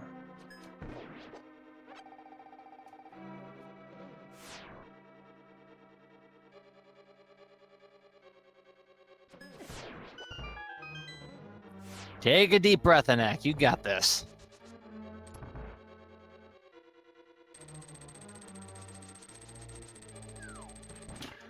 This is why I think going over to Spectacle Rock that time to pick up that blue potion has really paid off for him. That's both a health refill and a top up on his magic.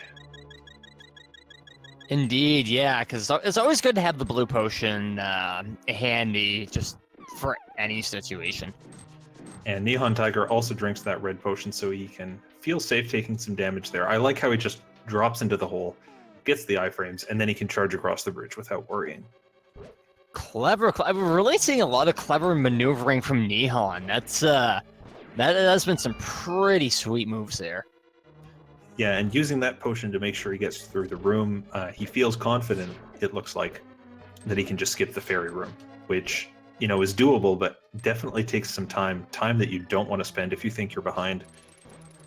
These skeletons are really giving him a tough time, but here comes the hook shot for some stuns. Yeah, they're always annoying jumping away like that, so I can't blame him for using the hook shot there. And hey, there's some hearts back. And thankfully, this room just has Zazaks, so they're not gonna jump away from you. And Anak gets that first head down, has a bit of trouble with the second head, but manages to not let it get out any ice on the floor. So that'll make the rest of this fight pretty easy. The damage he's taken shouldn't cause any problems, as NihonTigers hit that last room of the gauntlet.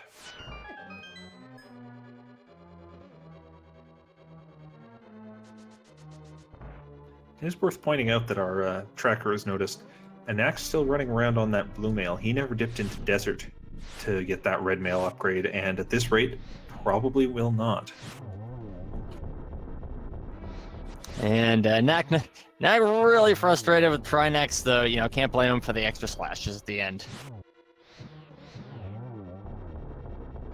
And NihonTiger gets that second shot down on the final landmo, needing 2 shots with each, or on each one with the fire rod. He is going to head up to the rest of the tower.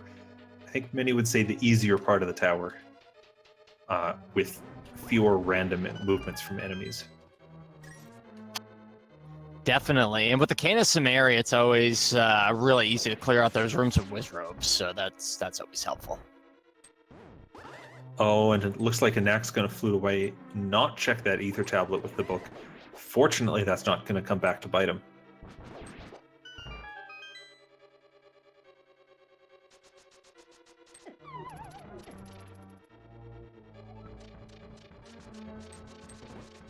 Ooh, but falling on that bridge means that the rest of the bridge kind of gets away from NihonTiger. Fortunately, makes it over the rest of the bridge, and now it's just torches.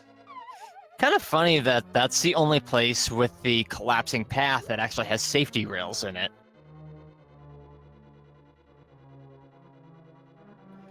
Yeah, in other parts of the game, you'd have to go back through the doorway to reload the room to get across, and in that one place, you can take another stab and you don't have to worry about it.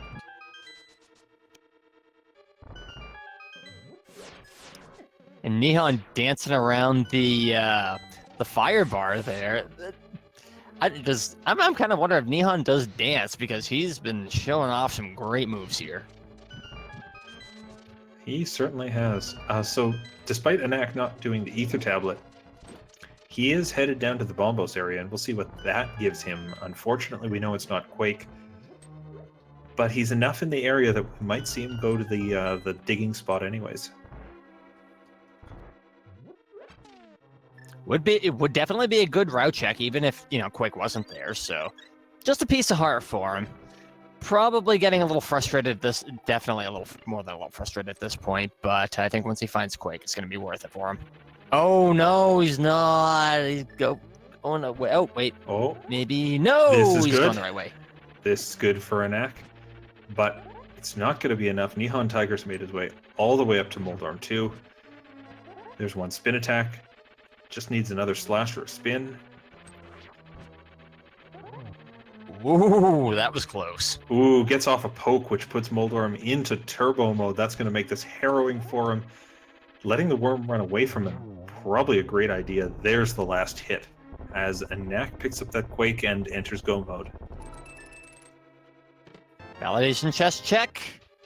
Heart container. So a lot of love from that validation chest. 15 hearts and red mail and tempered and silvers going into this fight. That's going to be pretty nice for him, and I'm not too worried. Plus, I can't remember what's in his bottles, but I know he's got some stuff. Yeah, he's going into this. I got to be feeling really good about this now. I mean, despite the fact of whether or not he thinks he's ahead or not, having all that equipment in rando like that's got to be good. Ooh, unfortunately, not getting any hits on that first cycle, but only 6 needed in total, and again, his health is not going to be an issue here. Nah, but with Aga and his clone friends flying around in all kinds of different places, it's kind of making the lineup kind of dicey anyway. Yeah, these are not nice patterns for the Aga fight. That one there wasn't so bad, but fortunately, of course, both runners going to get the same set of patterns. Just a little way we remove the randomization when we can to level the playing field. And that's there we Aga go. Surprise, it was Ganon all along. So I see some people in chat who clearly know NihonTiger a bit better than you and I do, saying that he is not, before today, logged a sub 2-hour run on this game. And I'm looking at his Ganon time, or his time right now. It's 1 hour and 54. He's about to fall into Ganon. He's got tempered and silvers. I think he may be on track for that. He could very well be. I mean, let's hope this. I was kind of rooting for him for that one. I mean, Anak is still doing really great, and I'm still rooting for him too. But you know, kind of two different goals here. I'm enjoying very thoroughly both of these players' runs so far. Oh, absolutely. Anak going off the beaten path, unfortunately, in Misery Mire. This is the dungeon's set up very well to trap you, to suggest that you should take your keys through the immediate door there and end up in a spot we call the fish room based on the outline of it. Unfortunately, this room is literally just a red herring, and it's going to take some time out of his run. But look at Nihon getting past these fireballs. Only needs 12 hits for the phase 2 again, and I think he might have them now. And I think Anak just realized something fishy was going on there. But yeah, it looks like we're going on to the next phase of things. NihonTiger bottling up there, making sure he's full on everything for the last phase.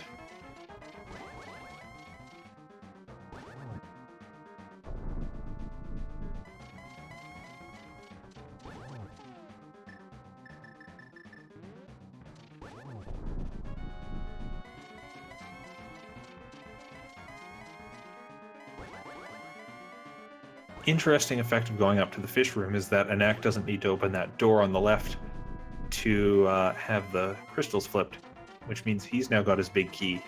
He's going to head towards Vitreous, but NihonTiger is in phase 4 of Ganon. He's got the Fire Rod and half magic to take this out, or take those torches out. Doesn't get the double again, it's too far over, but that's still 2 hits on that cycle. No torch glitch, but I don't think it's... Oh, no! Drop down. You know, that's the nastiest thing Ganon can do in a lot of ways, is he can warp down to the bottom and be pretty much hidden, and you don't realize he's on top of you till you light the torches. He takes material form, and he just knocks you off. That is a nasty thing that Ganon does to people. Well, it wouldn't be a true villain unless he was doing nasty things to people, so it's just, just that luck. He's going to take another stab at this. Anak now heading through the basement of Misery Mire.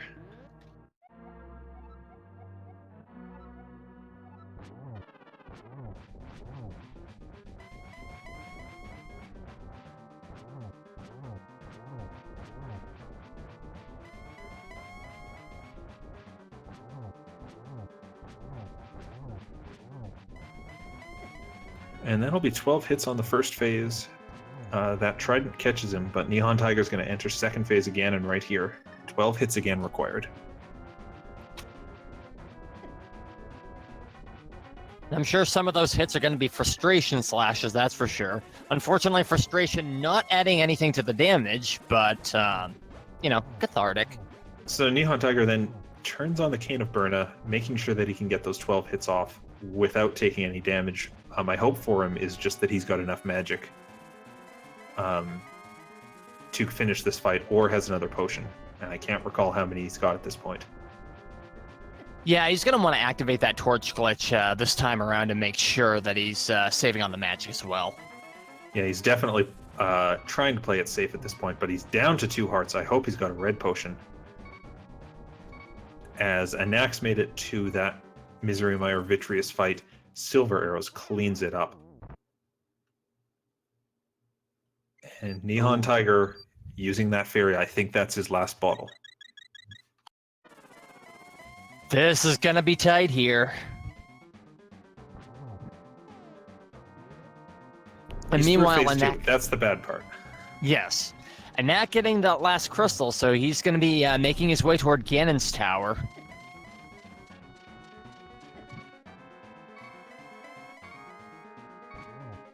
Nihon still has a sizable lead, but if something happens here, it's still going to close the gap just a little bit.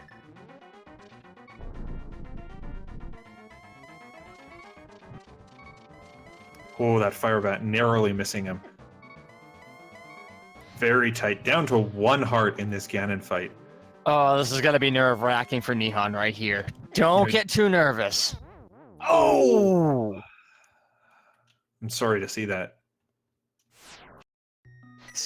Excuse me if that was loud for anybody, but that is always painful right there. Oh, that was just fine, and I think completely warranted. NihonTiger is pulling out his mirror. I think what we're going to see is him flute over to the witch's hut, spend that massive number of rupees that the players have been given so far, and refill his bottles. And then he can just go back to the castle, use that portal, take another stab at the fight. This is not over for him. He is on a mission to finish Ganon.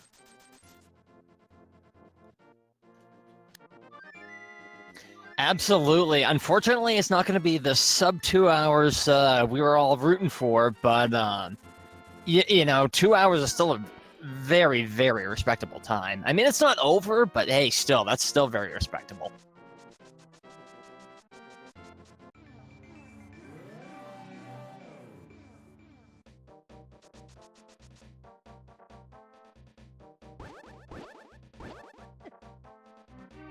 And Anak has made it to the bottom of Ganon's tower. If he does the standard routing, getting 2 chests on the right, then going harder to the left side, he will be able to make up a bit of time here. But with NihonTiger now in the fight for a 3rd time, I think he'll be able to wrap this Ganon fight up. Interesting philosophy from Ganon right there. It presupposes that we're not supposed to have midnight snacks, and I've always been of the opinion that we are. Well, definitely. I mean, I got some ice cream in the fridge I can have at, but that's neither here or there, as long as these players are going. But ice cream's good.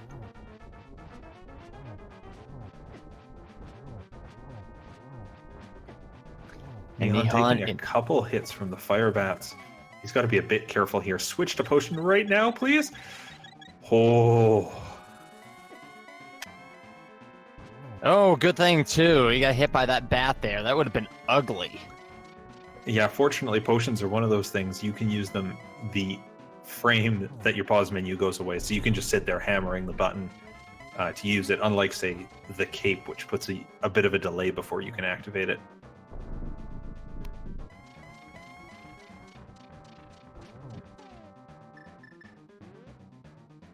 And Anak's got that mirror, or I'm sorry, that big key. Mirrors to the entrance, and is going to head up the gauntlet.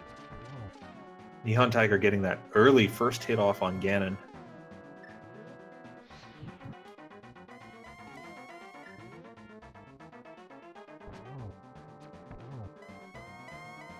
This is the part where you just take it slow and steady.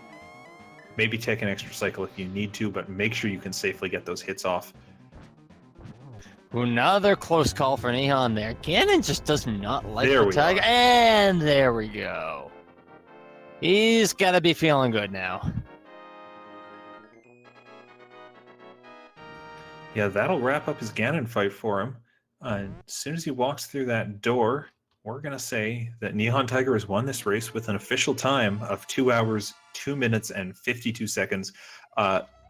Based on what I've heard, that is indeed a PB at finishing Randomizer, for what that's worth, when the game is always different. But hey, congratulations to him on winning this first round. He's going to move to a 1-0 record in this tournament. Yeah, fantastic job from Nihon. He's really shown us some good moves, some unique strategy. Kind of one of those things I call the beginning. It's like new players have always got like some interesting strats and different calls going on with it. With the runs that we don't usually see, and NihonTiger totally proving that. I mean, kudos to him. Great job.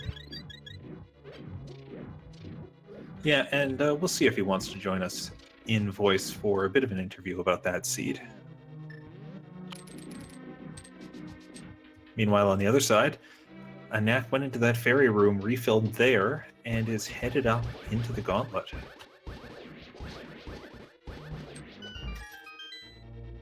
So overall, not too far behind still, but definitely with the Ganon thing, it definitely made it a lot closer.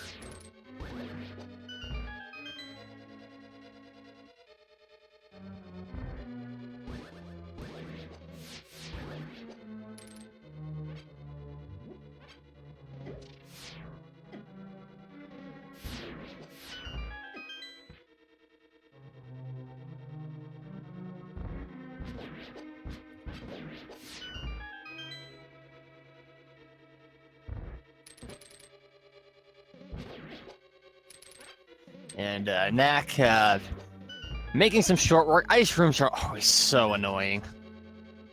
And NihonTiger has made his way, or sorry, has finished, obviously, as we can see. He's going to join us in voice in just a couple minutes. Going to take a quick break. Probably, take a few deep breaths after what I'm sure to him felt like a nail-biter of a finish. Oh man, absolutely. I mean, anytime you have to do a third try on Ganon, you gotta be you gotta be feeling kind of panicked at that point. So I mean, yeah, I'd be doing a break too.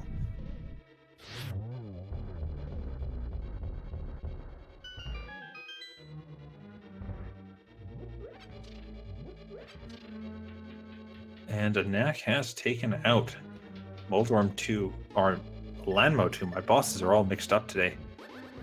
Taking that out with the silver arrows. Takes a nasty fall in that first Wizrobe room, but he's going to be plugging on through this tower. And in short order, we'll be fighting Ganon himself.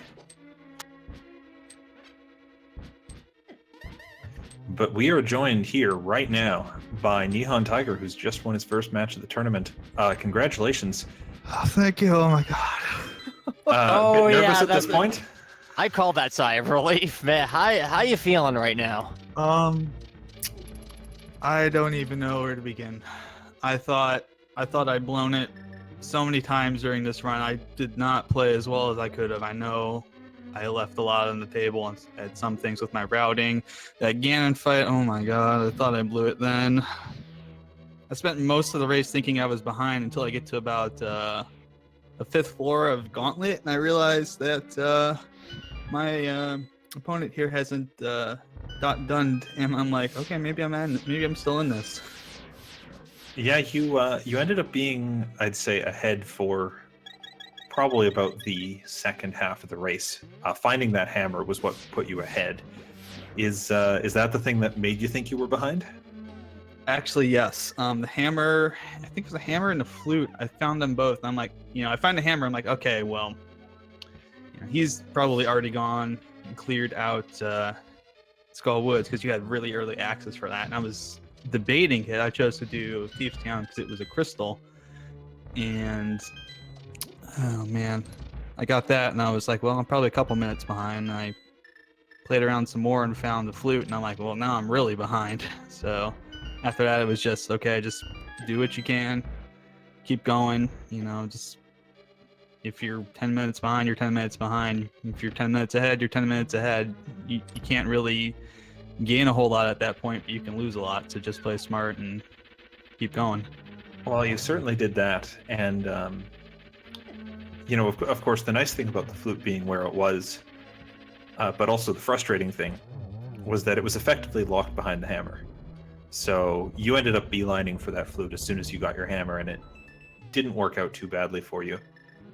The only other way to get there would have been with the flippers, which Anak did actually pick up from Eastern Palace relatively early. Unfortunately, it ended up essentially just setting him down the wrong path for a while. Yeah, one of the things I noticed was a lot of the flipper items were some of the dungeons that required them, like the swamp didn't really have a whole lot.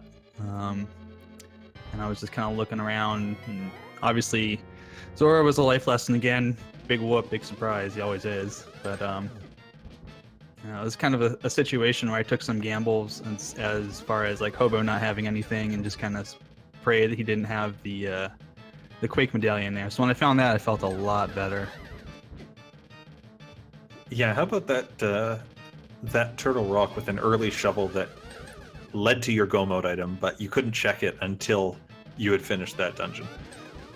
Yeah, actually, if you were watching my routing, that was the first thing I was planning to do right after Turtle Rock. Go down to Kakariko, do the shovel, and as I was doing that, I would start to kind of route in Cave 45, go do Frog, all those things I hadn't done before. And first things first, that shovel dug into the ground, that Quake medallion popped out, and I'm like, yep, that's exactly what the game wanted me to do. I had a seed the other day that actually had a shovel in the exact same spot in Turtle Rock, and I'm like, you know what? Probably wants me to leave and go out and go do the shovel spot. And I did it then, and it got me a progression item at that point. So when I saw it again, I was kind of like, I think this is the same idea. Absolutely. Must have been a big sigh of relief when you found that, huh? Oh yeah, because I was gonna have to start tearing apart the overworld to find it, and I was like trying to think, okay, I can do all of these things. I don't want to go in the Ice Palace no matter what, because I really don't want to go into that unless it's the only way to find it. And I knew it was in the back of my head and it was a possibility, but I kind of thought, Pendant Dungeon, those are usually filled with not really great things, so you just kind of want to route. And actually, I can't remember, I was watching a stream earlier, and the commentators had mentioned, it's always a good idea to try and clear the crystal dungeon first, see if you can get some stuff there, and then work on the pendants later if you've got crystal options available. So that's kind of the mentality I was having, was like, I've got all these crystal dungeons available except for Mire, so I'm going to go ahead and just try and do that. Well, it certainly paid off. Going into Ice would have been, in this race, something that could have swung it the other way. Yeah. Unless, of course, it turned out to have Quake, but in this case it didn't, and it paid off nicely. I'm just going to direct you over to the stream here. Anak Sure. has made his way through the entire tower Nice. and to the second phase of Ganon. He is, of course, doing this on blue mail, since he Ooh. never went into Desert Palace for the red. But I believe he's still got a red potion and maybe something else kicking around. I did Yeah, see you he could- actually used the red potion. Sorry, I didn't mean to interrupt. No worries. I was gonna be like, yeah, come on, let's go, Anak. You can do it, buddy. I believe in you. Oh, I believe in him too at this point. I definitely want to cheer him on. Me 3 at this But, point. this is actually even with all the falls. I'm sorry, but this is a PB for me, so I'm extremely happy. You know, I saw some people in chat mentioning that it might be. Congratulations on that. Thank you. Yeah, it's actually it's 10 minutes ahead of what my open PB was on the version 28. Fantastic. I'm glad you were able to pull that off live. Indeed, and it could have been faster too, which is gonna motivate me to keep pushing. I know I could have had at least a 155 on that. You'll get a sub 2 hour run at some point. I feel it in my bones the way I Yeah. saw you dancing around. My gosh, it was like, you had some great moves. I would be like dancing at the stars or something like that. I don't know, but it was great watching you. Well, thank you. I appreciate it, Rick. And speaking of good moves too, Anak's got the torch glitch going. Nice. Yeah, I was trying to get that. I just couldn't get it, so I was like, you know what? Let's try and do the fire. And unfortunately, the first time I went through Ganon, he kind of Ganon blocked me. So Yeah, that wasn't fun, but that's 4 hits on Ganon for Anak, so he's going to finish up this race here. awesome. So yeah, it looks like it's going to be about a 10-minute difference roughly. And Anak has finished that race with an official time of 2 hours, 12 minutes, and 50 seconds. So GG to him. And, GG, absolutely. Yes. Now I've certainly got 2 runners I want to keep my eye on throughout this tournament, and both see what you can get up to and see when those sub 2s come, because I have a feeling they'll be coming soon. Yeah, I think Anak's probably gonna get a sub 2 here. He's got a lot of skill, so yeah. And my prediction was wrong. I said in the Discord I'd go 0-7 because I have no faith in myself sometimes, but I guess I can't do that now. Look, I know it's a big tournament, but only a couple people Yeah. can go 0-7. I know it's only 4, but Hey, you got more guts than I did because I'm only Yeah. commentating on this. I didn't even enter the tournament, so instantly you have more guts than I. You got more go than I do. So yeah, I can blame my friends for that one. That's all right. hey, now you can go back and brag to all your friends. Hey, you won.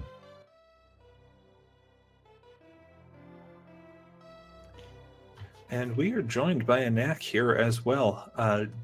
GG on that race, and in particular, very nice Ganon fight you had there. Well, thank you. Yeah, GG That on was that fun. at Knack. Very nice, very nicely done, man. Yeah, that was definitely some good moves there. Kudos. Yeah, I did not have quite as nice of a Ganon fight as you did. Hey, well, congrats on your win, man. Thank you very much. I appreciate it, and thank you for running a competitive race here. I really appreciate it. You got a lot of skill. Oh, not if you had seen the first 20 minutes. Oh, don't worry. I kind of derped about for a bit too. So Look, you were both forced into the Dark World early on in the seed with 6 hearts. No one's judging you for that. There were a lot of deaths, but no one's judging you for them. No, in fact, honestly, I was watching the whole time. I was like, these guys got some guts for going after blind. It was like kudos. I was like impressed. Yeah, I Kinda said to w- myself at one point, when I had the maiden, I had 3 hearts, I was thinking, there's no way I'm killing blind, so I just death warped out. There's no chance. yeah, I had a couple of accidental death warps that I think kind of worked my advantage. I ended up accidentally death warping out of blind as well, and then I found the can of Burna immediately afterwards. I'm like, oh, I could have used this like 2 minutes ago. Yeah, like, ooh, that's easy now. Thanks, game. Thanks, game. Yeah, so he was being trolly in other ways. I mean, it's going to make up for its generosity somehow. Of course, if you always get a good start like that, it's gonna come back to bite you in the end. I've had way too many of those. Oh goodness, yes. One of my first seeds, I actually had an escape. I had the red mail after getting the blue mail, the hammer, and the cane of Samaria, and then it was just hard finding anything else. Two of the seeds I run, including the one I ran last night for practice, was Master Sword, Silverless, Green Mail, Ganon fights. That's a brutal lesson, and thanks. I lost a sub 2 on that. So Yeah, sometimes rando don't play nice, but I do have to say it seemed to work out pretty nice for the both of you here. I mean, how are you feeling as far as like once you get the progression items and stuff like that? well, I guess as I was starting to get those progression items and starting to see them check off on my list in the back of my head, it was kind of like, yeah, you know what, this is going well. This is going well. Getting progression. We're kind of continuously getting things that are opening up more dungeons, giving me more options, and it's opening up more crystal dungeons. So that's what I wanted to see. Yeah, one of the tricky calls too is once you get so wide open like that, it's always kind of hard to figure out what to do first. When you get wide open like that, what's kind of items aside, what's one of your first thoughts of where to go next? For me, it's just looking at what's a crystal, and then if it's a crystal dungeon, how many items does it have? So then that's why I kind of hopped over to pod right away. And then at some point in there, I realized, wait a minute, we're really close to go mode, depending upon the medallions. Yeah, I'm kind of in the exact same mindset as Anak there. It's, I look at crystal dungeons, I kind of look at item density as well. So I'm thinking, okay, it tends to be that they don't have you do a lot of deep dives into pendant dungeons. Of course, today was kind of the exception for that, with Hammer where it was, but usually the game doesn't make you go all the way through and fight a boss just to get a small progression item in a pendant dungeon, unless it's like green pendant turn in or something. Mm-hmm. Well, GG to both of you, and again, best of luck to you in the rest of the tournament. We're going to wrap things up here.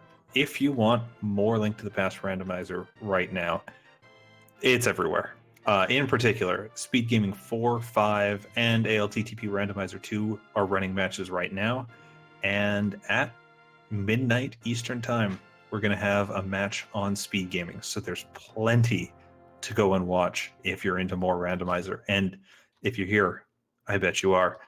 I want to give a big thanks again to Melee Wizard, who stepped in to track this race, made sure that those HUDs at the bottom were up to date, and again, made sure that Rick and I knew what we were talking about as we sat through this with you. Thanks to the runners as well. And who's our restreamer for this race again? Liminality is the restreamer. Oh, the fantastic Liminality Carb. Thanks for running this so that we could even bring this race to you. Rick, thanks for joining me on comms. I've been Philion, and Rick, I'll give you the last word. Good night, everyone. Hey, good night, everybody. Great job to everybody involved. Make sure if you like Philion said, if you enjoyed this run, there's plenty of runs to see. Something different every time. I'm Rick. I am signing off. Thanks to our players. Thanks to our trackers. Thanks to our restreamers, and thank you all in the chat and everybody for watching who's not even in the chat but watching anyway. We love having you. We can't have this without you. So y'all take care. Have a great evening, and y'all have just keep enjoying stuff. Keep watching the tourney. There's bound to be more exciting scenes for you here.